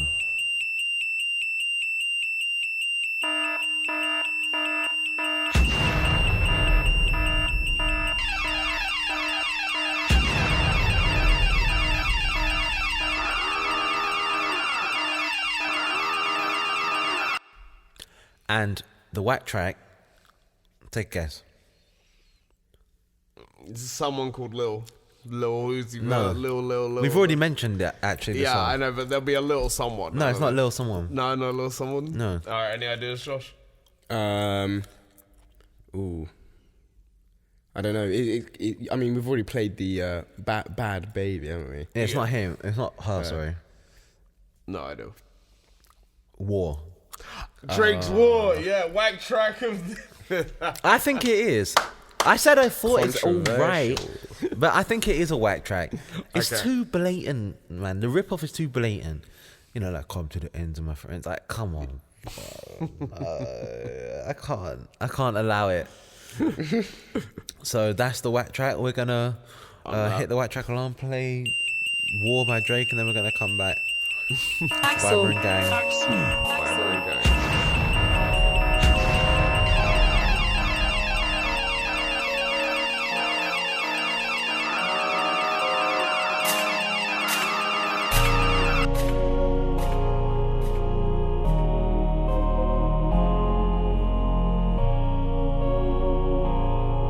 Warrior. Hey, I don't cop things for resale, don't do iCloud, don't do email. Feds wanna top up man and wire up man like Chubbs did detail. Back when Ricky was doing up Teasdale, I was doing dinner with Teasy. I didn't trust no one, swore gal lie me cause gal too greasy. Nico never move Nike, sweatsuit Nike, sweatsuit DG. If man get beaky, ring, call up Gigi, do him up neatly. Used to look up to a man from certain ends with tune on repeat. Thought he was a bad boy then till man got pinched and man went PC. Man went PC just like Dell and Windows, some man been those. Before I was ever around Kendos, I was in Enzo, dreaming up Enzos. The woman I do end up with has to be a backyard just like Munchie. Can't have no pretentious ting when I know this road gets bumpy. Word to the broski J, he got different names in different countries. 3 whaps in a whip and we beat that case where man lived way too comfy. I don't do well with people making disses and making threats. Warrior man got flown like private jets for way less. I know you try to get one down on us, ever since then it's been stress. Cause you know the reps them owe you one and we always pay them debts. Wassa, just like the Crody press, I don't do no pasta. Link with Skull and cousin Jamie and Yard and we dep on Gaza. Pasha, Sasha, pissed I was way too young at the time for slashings. You niggas spend too much time on captions, not enough time on action. Pick one man with slaps that's rapping, I bet he don't want no clashings. The LB pouch on chest is just for fashion, niggas just acting. Are you dumb or stupid? The wheels on the roses, chromas, headshot domas. Just checked in at a hotel floor that we on, got potent aromas. OVO XO link up, man, them drink up, me and the drillers. Hawking sticks and cash and Baka, Gucci, P and Gilla. And the boy that sound like he sang on Thriller, you know that's been my nigga. Yeah, we just had to fix things, family 16s, we can't split up. As for the rest of the game, I'll do man dirty, man, I get 2 time. To me, that's just our side. I don't really care who rides on whose side. Bring 10 shots to the poolside. Never seen none of these grown men outside. 4301, won't spare no one. Niggas gotta know about Southside. Stepping out of line, get outline. And you know I'm tied up stateside. Bringing man down when it takes sides. Trying to get saved by the bell like Bayside. Prince, I carry that last name. That shit stays on me like brand names. Jazz just lined up brand new hantings. In nice guy on a mat team. Everyone I know has code names. Anyone I'm beefing with is a no name. Niggas can't even win home games. They just gotta fall in line like Soul Train. Hey. Yeah.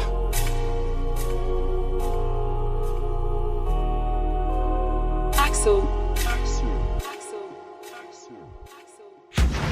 Viber and Gang, brought to you by Viber, home of UK youth culture. Yeah. So we're gonna have, for our outro, we're gonna do 3 free play slots. Oh, okay. So we're all gonna just pick a song that we like. Okay. Something that we like. Any song. Doesn't have to, can be any genre, anything. Any genre, okay. Any year, anything. Okay. And it's gonna get played. Oh wow. So we'll head over to Josh Oakley. Okay. To hear what he's gonna run on this free play slot. So my track that I'm gonna play is Estelle, American Boy, classic song featuring Kanye West. Very appropriate because today we've been talking about the American UK fusion. Yeah, stuff, there you go. So I'm gonna play that and song. Perry Lone. For me, I tell you what, it's a track that nobody thinks I would play, but it's gonna be Charlie XCX featuring Rita Ora. What yes, is happening here? That takes me back. The inner bitch. Fuck you. That song, that's a girl's anthem tune. I did not expect and that. I remember. I did not expect I that. remember being with my girlfriend at the time and just, oh man, the vibes were good. I can't handle that. Oh. What's the song called? Staying on, Do It. Do like it. We do it like we're doing it now. Do it like we're doing it. Okay, Jesus. whatever. I'm not even paying attention to that one. Okay, and I'm going to play a song called Cold War by Cautious Clay, but it's the I Am Nobody remix. Okay. So I'm playing I Am Nobody remix of Cold War's Cautious Clay. Say that 3 times. Ha ha ha. That has been episode 4 of Vibrant Gang. We're wrapping up. You guys want to say anything before we... Happy 2020, everyone. Yeah, Let's hope thank this you is for a great having me. decade for all of us. Thank you for having me on the podcast. Looking forward to the next year. And yeah. Good Boost luck. energy. Rich Boost Energy. Rich Boost. Rich Boost. Sorry, Rich Boost. Yeah, we're partners. We're partner companies, you get me? Yeah. Viber's always supported Rich Boost and Rich Boost always supported we Viber. support each other. Exactly. We support each other. Joint venture. Okay, that's been Vibrant Gang episode 4 2020 launch podcast. Thanks for locking in. We out. Love it. Cheers. Viber and Gang, brought to you by Viber, home of the UK youth culture.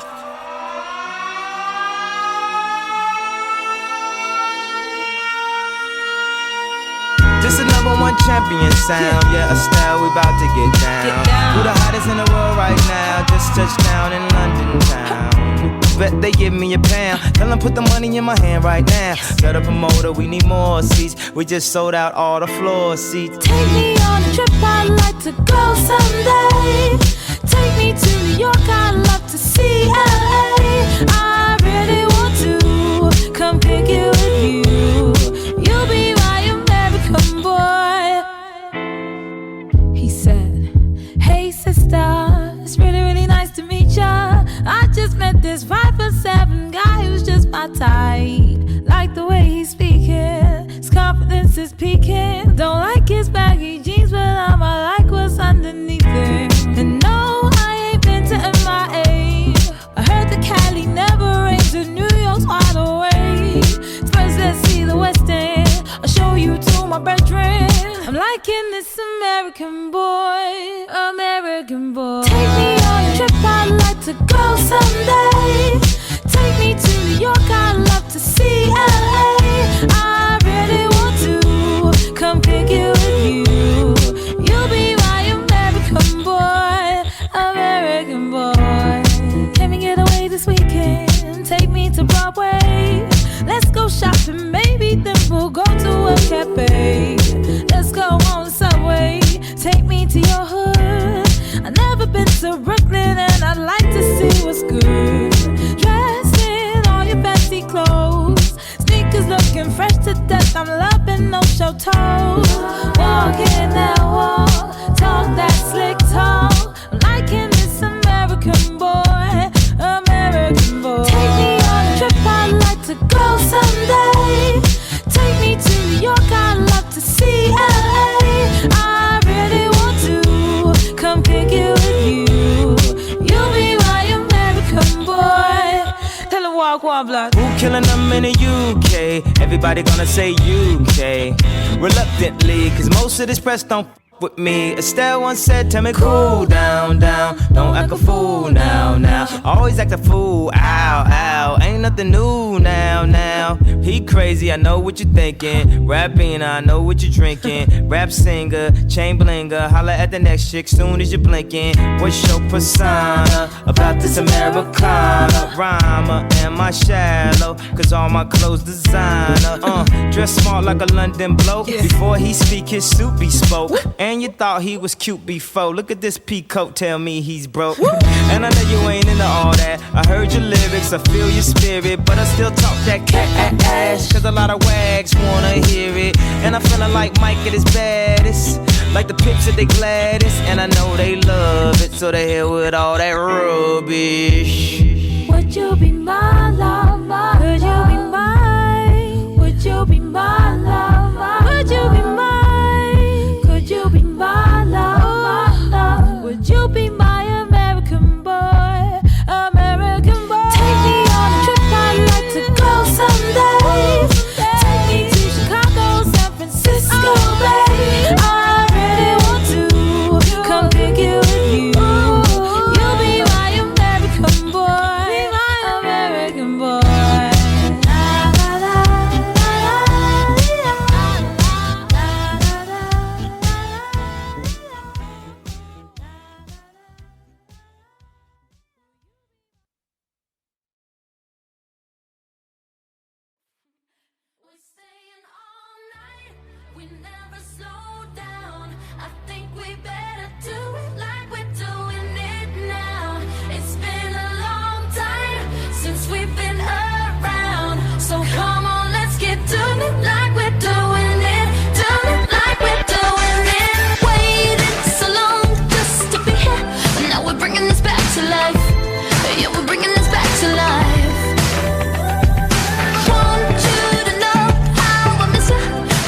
you right by my side. Yeah, I got you right by my side.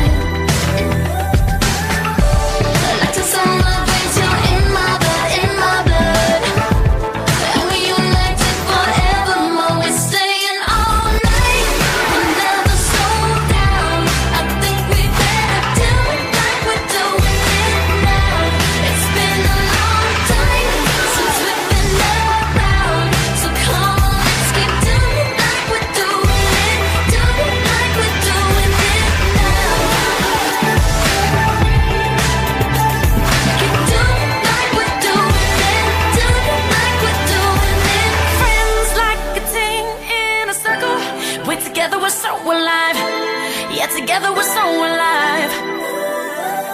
Our joy like a jewel, let it sparkle. You know that I got your back for life.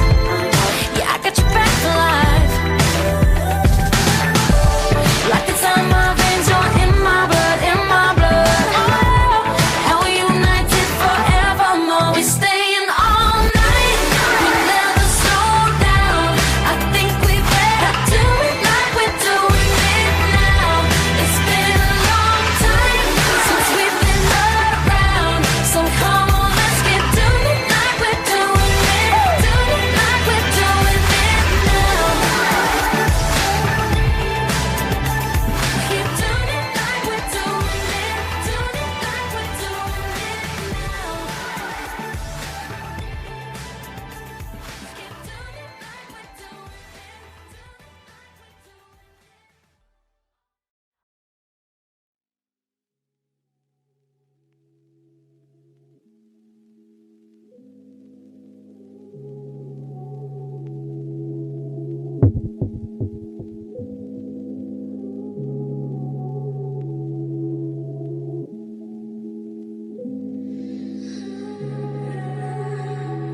Yellow tinted lenses in a pink gelato.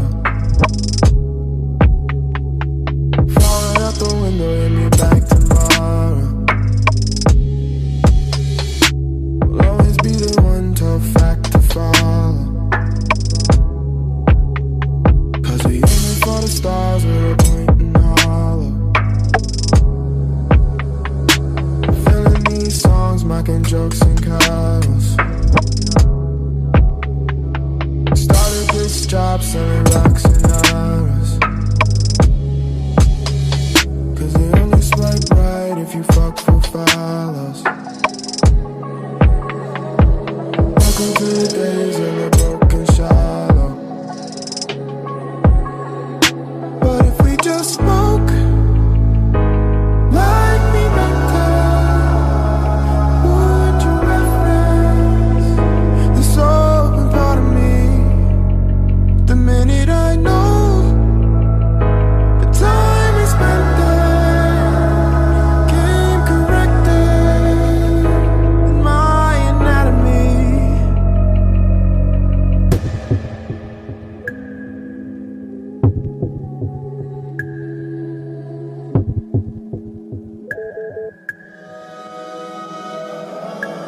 Matter of a mind if we're being honest.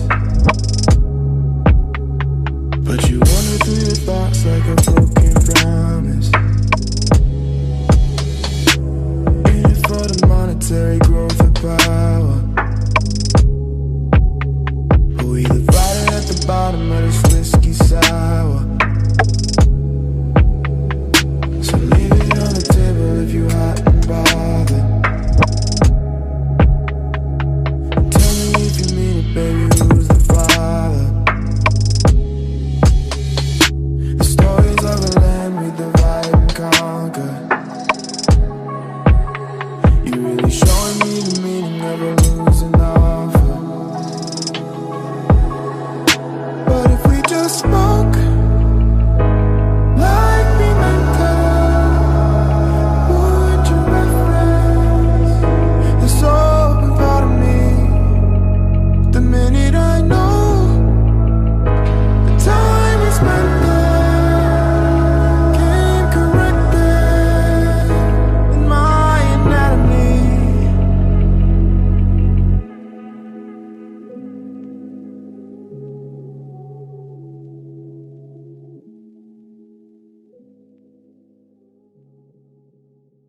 Viber and Gang, brought to you by Viber, home of UK youth culture.